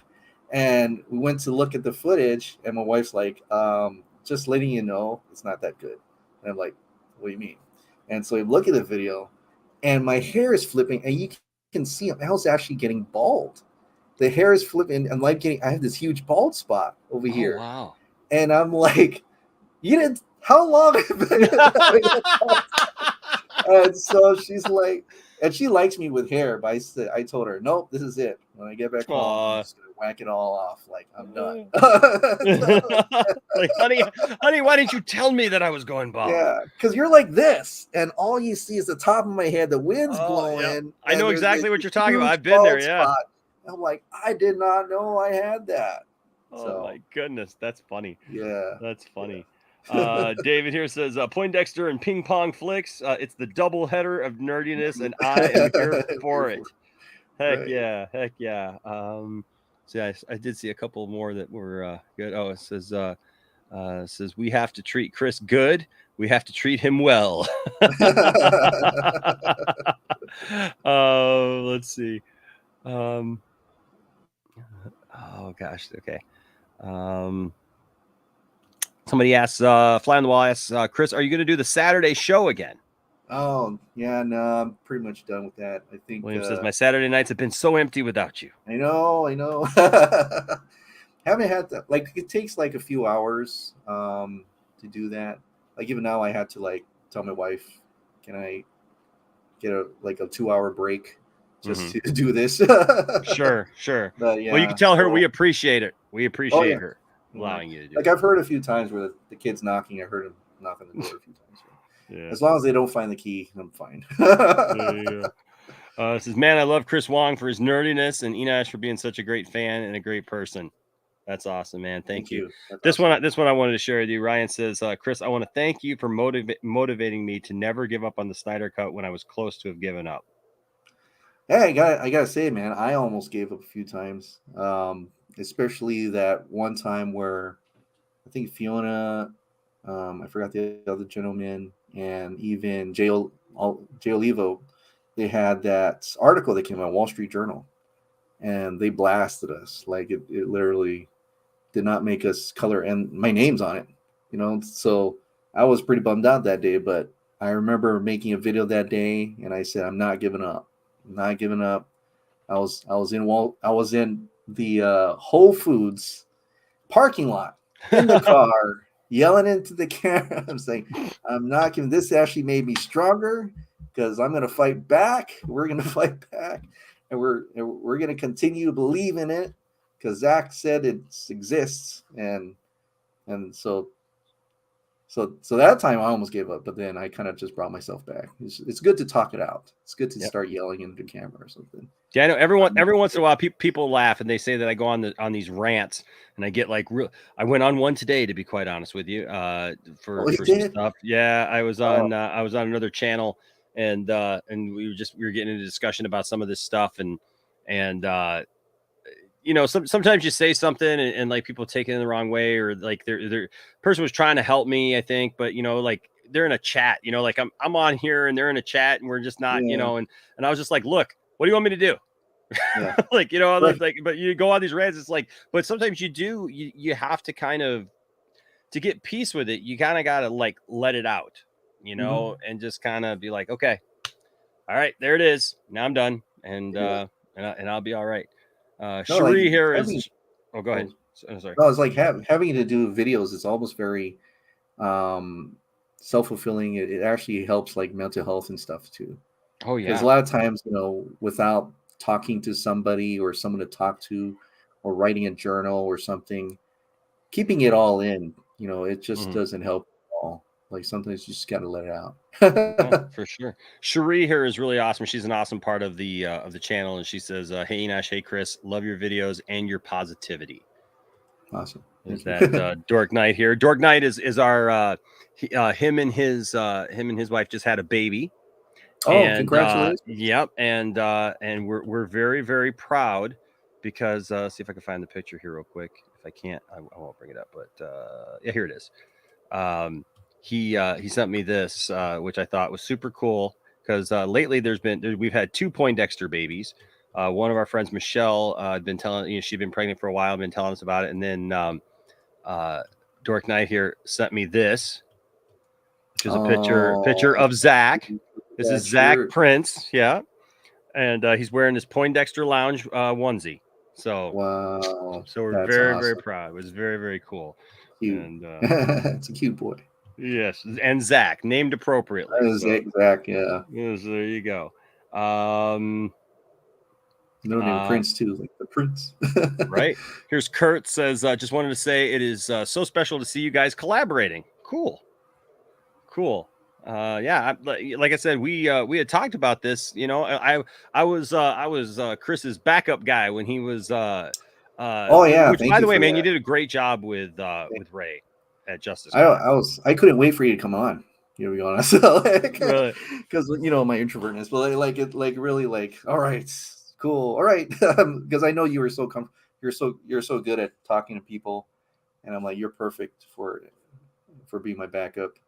I was actually hoping someone would have been my backup. Well, you did a great job. You know, that's the kind of the cool thing is like some of these people like make the rounds, you know, but like even like Zack, you know, going around to different channels and stuff. What's great is that each channel, each personality gets something different out of each, you know, person who's on there, you know, each guest, you know, right. You know, it's like for the longest time, Ray Porter, I wanted to have Ray Porter on the channel. And like I had reached out to him and stuff, and it just didn't seem like it was going to happen, anytime soon, because he had been on so many channels, and like he was talking to him later. It's like it wasn't me. It was just that he didn't want to oversaturate everything, Yeah. and and that's absolutely understandable. But it was funny because he ended up finding me through the Nerd Queens, because my wife Tiffany, she's with the Nerd Queens on the League of Mayhem. League of Mayhem. Yeah, so she does that with them, and so they asked me to come in one night, and so I was being silly, and I was wearing a onesie. I was wearing the onesie that Harley Quinn wears in Birds of Prey. My wife has that, because the first time that the Nerd Queens met my wife, Tiffany came in. She was bringing me a coffee or something live, and I had the Nerd Queens on. And she came in because I was telling them about the onesie and stuff like that my wife had. So she came in wearing the onesie. And so they teased her and said, well, if Enosh can come in and meet Ray, but he has to wear the onesie. So I was watching the show. I was like, sure, I'll do it. So I went upstairs, I put the onesie on, and I came down, and I had her little stuffed Bruce, figure and everything. And I came down. And so that's the first time Ray Porter met me. So it was either he was going to think I was really crazy, or he was going to like me. Well, I stood out to him, and so he ended up coming on, but it was really cool. Like him and I now have become, pretty close, and it's just cool to see like how because like he ended up coming on the channel, and the first time he came on the channel, like we just had this, it was different than anybody else's, everybody has these great conversations, and it's just really cool to see that everybody brings stuff. So when you talk to Ray, like I had no concerns about like, like, is it going to be the same, cause like I think I was concerned about that more than anything when I interviewed Ray. Cause like right before I interviewed Ray the first time, I think it was, what's his name? Interviewed Ray who used to be with Forbes. Oh, Shiraz? Shiraz, yeah. Shiraz had interviewed him, and it was a great interview. And I was like, he's really good. I was like, oh crap. Yeah, that's also always the problem. Is like what can he add? Like, right? And like and it's always the issues, like what can he ask that they can answer, or allowed to answer, or stuff like that. And and how like fans always like tell him about this. It's like, I don't know if he's gonna tell us that, because that's something that's an industry secret, or things that he can't probably talk about.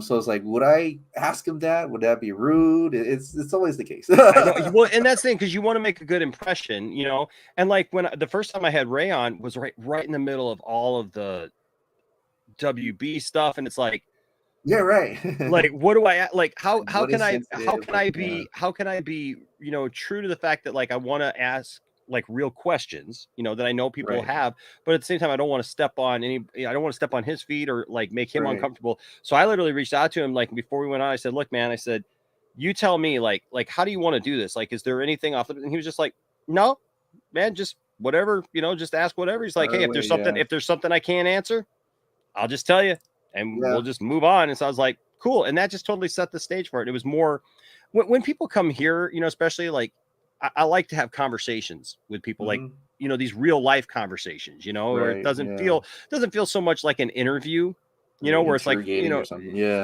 it's like robotic. It's like, well, what did you do about this and that, and everything. I mean, I think that there's obviously a time for that, right? And those are good times, right? But like, people come in here, man, it's like, and I've been a part of stuff like that where I've had, you got to bear down, I was also in sales for years. So like for FedEx. And so it's like, there's times you got to put on your professional, and you got to do it. But there's times you just want to lay back and just, meet a new friend, and that's how I look at it. Story. Yeah. Integrity here says Ping Pong FLIX and Film Junkie were the first YouTubers I found that covered the Snyder Cut. From there, I found Enosh and other channels. Thanks, Chris. Thanks for watching. That's awesome. Lena Della says Chris inspired many people, including me. I used to stay awake in 2017 because of the time zone to watch his streams. Now he is in Morocco. Oh wow! He's in Morocco, dude. Yeah, because when I go on, it's like be 8 p.m. my time, and so that would be 2 hours ahead. So like LA would be like 10 p.m. So whatever that is around the world, people are just waking up. Like, it's mostly international. Like we just woke up, And there's other people that's like, I can't sleep. It's like, I'm here at 2 a.m. I'm like, 2 a.m. Please go Yeah. to bed. Like, I can't be that interested. You know? I always downplay myself. And my wife says that about me too. She's like, you always like be proud of what you do. Don't downplay too much. Yeah, no. I'm like, yeah, but I just, No, you're you know what, man, you know what, you are so great, man, and I appreciate that. Well, but yeah, but this, you know, that's one of the great things though, is the international audience, right?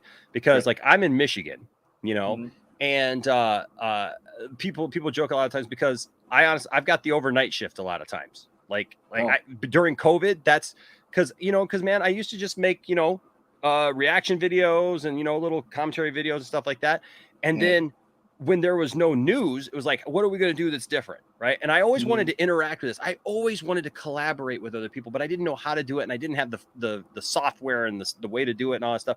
And it's one of the great things that did happen was a lot of us were given technology or access to technology that like we didn't have before, you know? So like I set up one night, I was looking at Zoom because I had Zoom for work because I was working from home, and I was like, wait a second, I can broadcast to YouTube. What does that look like? And if I put out the link, I can have people call in. Well, I'm going to try that. And so like one night I just did that. And I was like, hey, if you want to talk to me. And then all of a sudden people started calling in, Chris, that like I never saw in the chat. Didn't know who they were. But then all of a sudden they were like, dude, I've been watching you forever and we love you. And now like there's a couple of people like that, Chris, that now are really super good friends of mine. That's awesome. That I've met in person, now. Cool. And so I think that's cool. But like, I became the overnight guy because, like I had all these nights that I was able to just stay up all night. And so, man, I just, midnight to people, midnight to 3 or 4 a.m., man, I was just talking to people, and then it just, kind of kept that, and just, it was kind of a thing. So, so I'm going usually, I guess when it's more your time. So, but yeah, here's Anthony Grigsby. Whoops, where did he go? Yeah, he says I'm seeing this at midnight. On the 16th of December. He's in Australia. Oh wow. And I mean I love that you're in Hawaii. I'm here in Michigan. We got Australia, Morocco. We've got a lot of people in the UK and New Zealand and South America and Canada. And dude, how awesome is that? That's really awesome. I mean, it's so hard. Like, it's kind of interesting because when you do videos and stuff, maybe less for you because you actually talk to other people, but for like me, when I just launch a video, I forget there's people watching it. Like I forget sometimes like there's actually someone watching on the other end who know me, and it's weird because I think last Christmas, and I don't know how he recognized me, but I had my mask because you have your mask on. We were at Target, and he tapped me on the shoulder and went, I don't know who this guy is. And he's like, Ping Pong FLIX. I watched all your Snyder Cut stuff. I'm like, and I'm in Hawaii, and I didn't think anybody in Hawaii would watch me. Yeah. And I was shocked. Like half of me wanted to run away. Right. Like, what? Like, how do you know me? Thank you. And cool. Did you watch Zack Snyder's Justice League? Are you going to watch it? And he's like, yeah, I'm definitely going to watch it. I got the shirt and everything. I was like, wow, that's pretty awesome.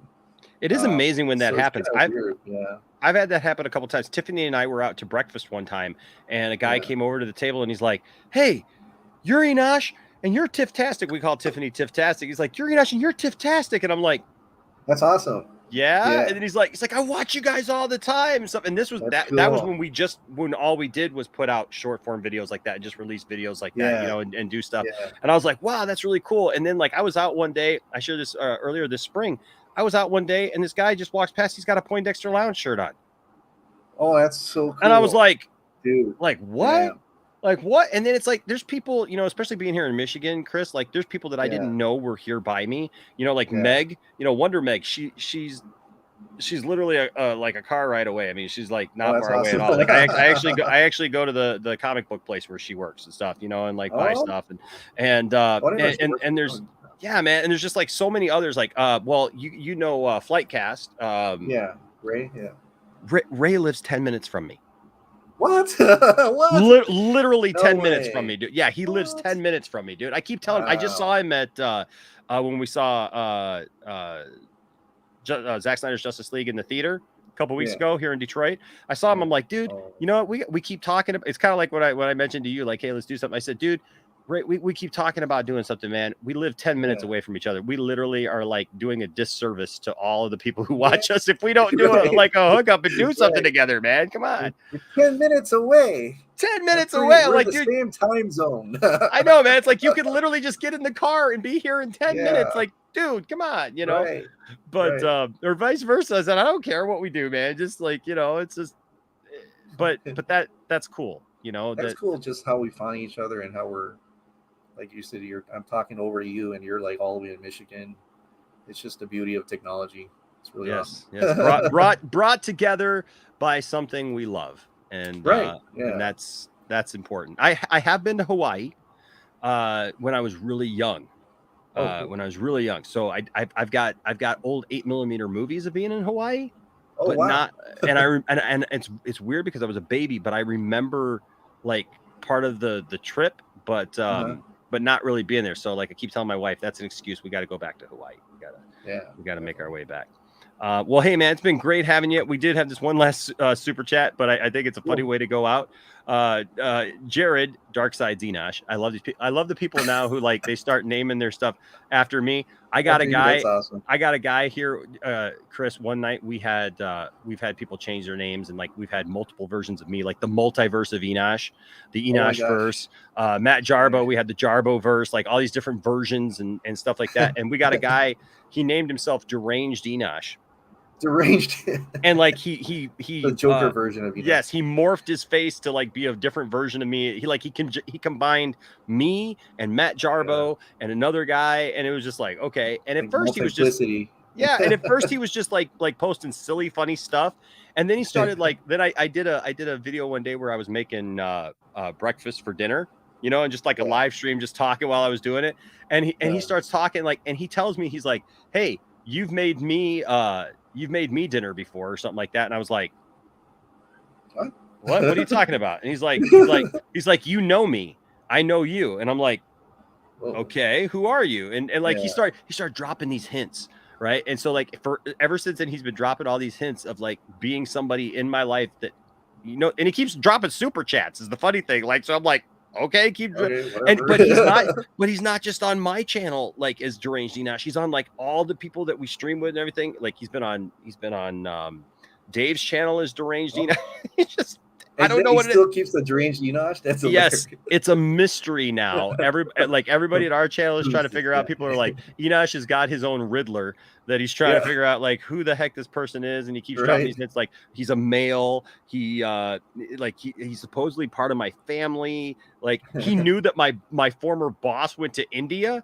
I was like, okay, you know what? Coworker? I don't know. That's what I'm trying to figure out. Like, okay, like now it's getting to a place though, Chris, where it's like, it's either somebody who I really do know, or now it's starting to scare me a little bit. Go ahead. But it's all good. But yeah, here those super chats coming again. Jared, yeah, right. That's what people say. They're like Deranged Enosh, you just keep dropping those hints, man. Like, you know, you should take the super chats, you know. So it's just funny. But yeah, Jared Darkside Zenosh here. What a way to take it out. Says with the $5 super chat. Yo, I know this is off topic, but I thought I just lost my cat, only to find her 20 minutes later in a drawer. So that's awesome. So I would love to get a cat, but my wife is allergic to it. Yeah. But we've had dogs. Yeah, I got 3 dogs myself for sure. Yeah. Cool. Yeah. Well, hey, dude, it's great having you on. Kira, this is what we're all about here. Saying I love the positivity in this community. It's refreshing to see. That's what we're trying to do. That's what we're trying to bring about. And you know, that's all we can do is spread the love, spread it. By the way, Blueberry Comics, good guy who watches the show. Hey, happy birthday, man. Happy birthday. Glad you're here. Happy birthday. Chris, it's been a pleasure, man. Thank you for spending a couple hours with us, man. I really appreciate you coming on and tell your wife that I said that, and your family.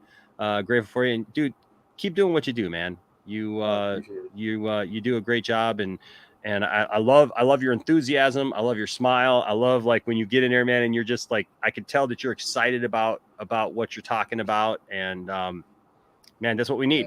That's what we need during this time. Do you got anything you're working on, or anything that's coming up? Well, I'm working on.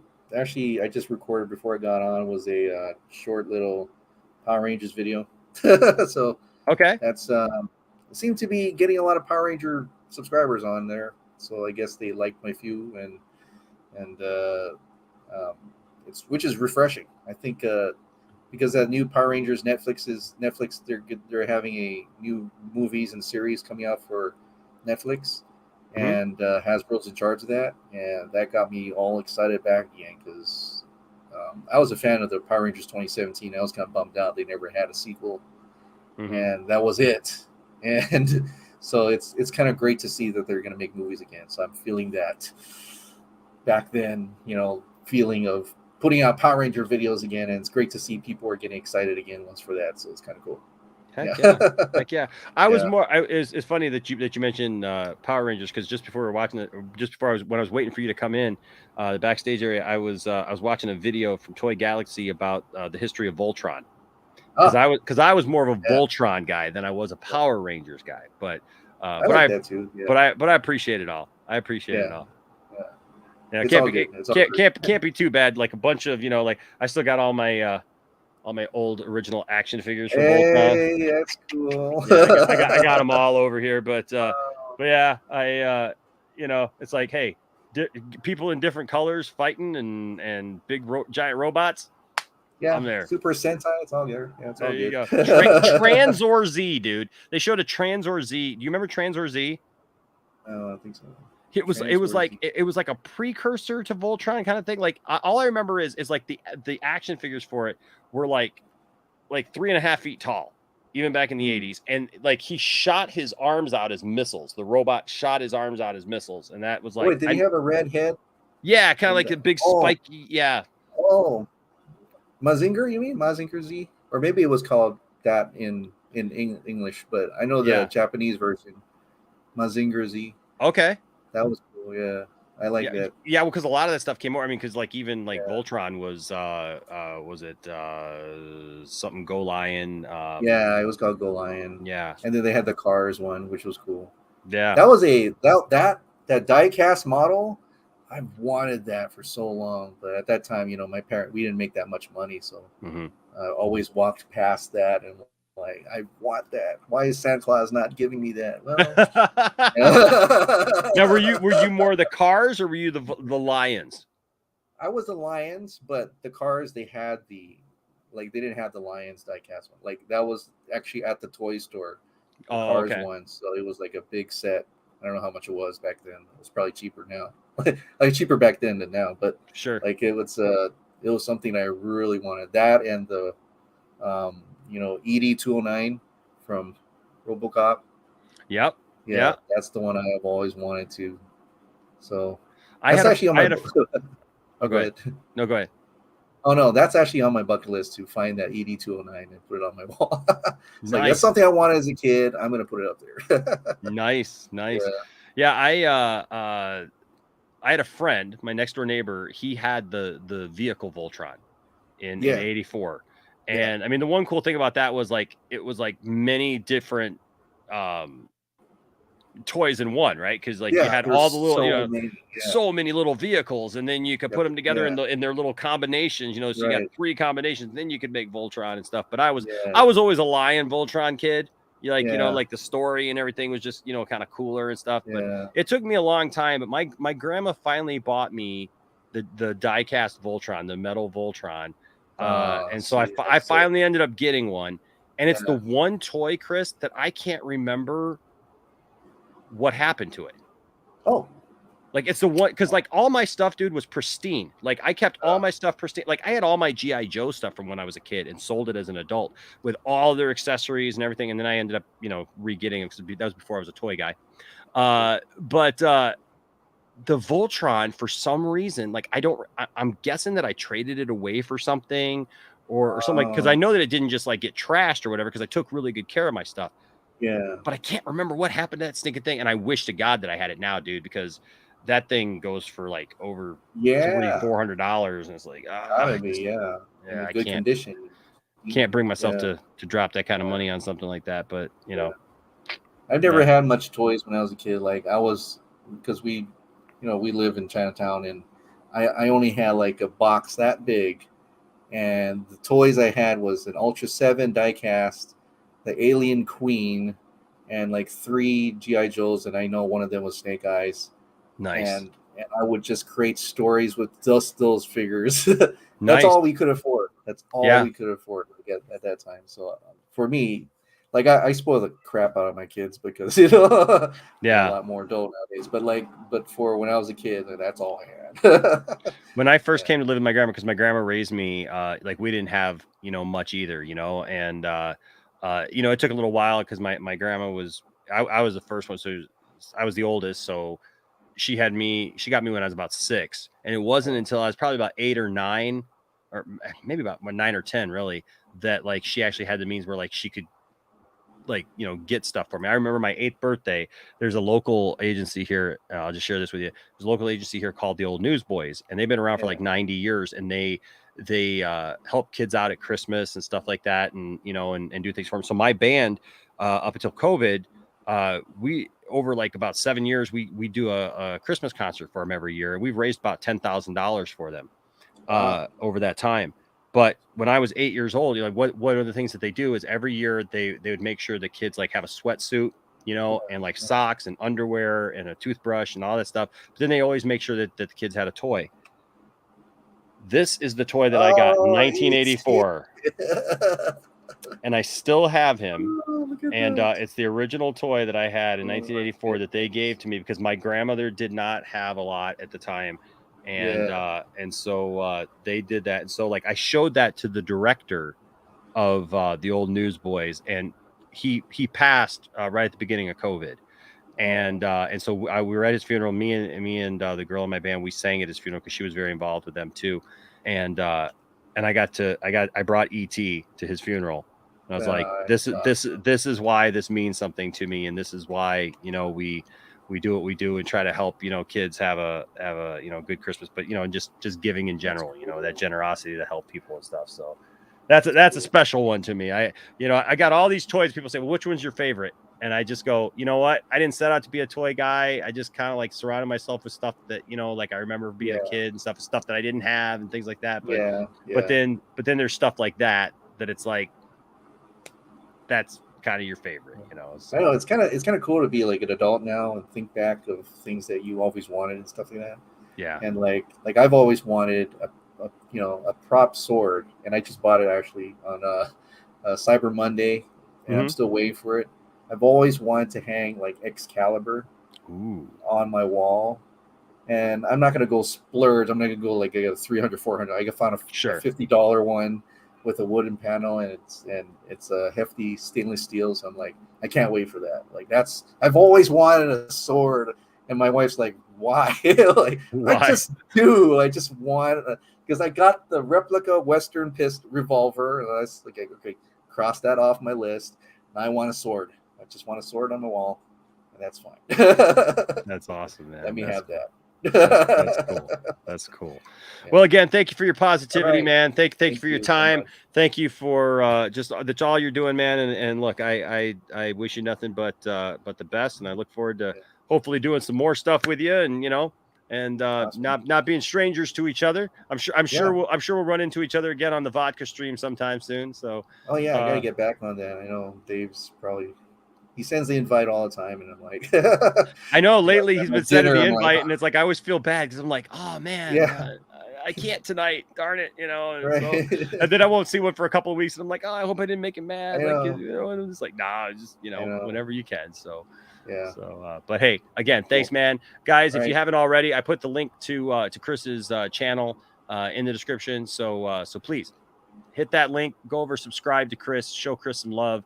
And let him know that he is loved in the community and cared for, and that we need more people like him. All right, let's duplicate him. So if you're out there and you love this stuff and you got a positive attitude, don't wait until you have the best equipment or whatever. Grab your phone, do something, man. Make a video, and you know what? And be a part of this growing group of positivity and good people, not just our fandom, but you know what, in general. So everywhere. Yeah, absolutely. All right, guys. Well, like I always tell you, I'm sorry. Did you have something there, Chris?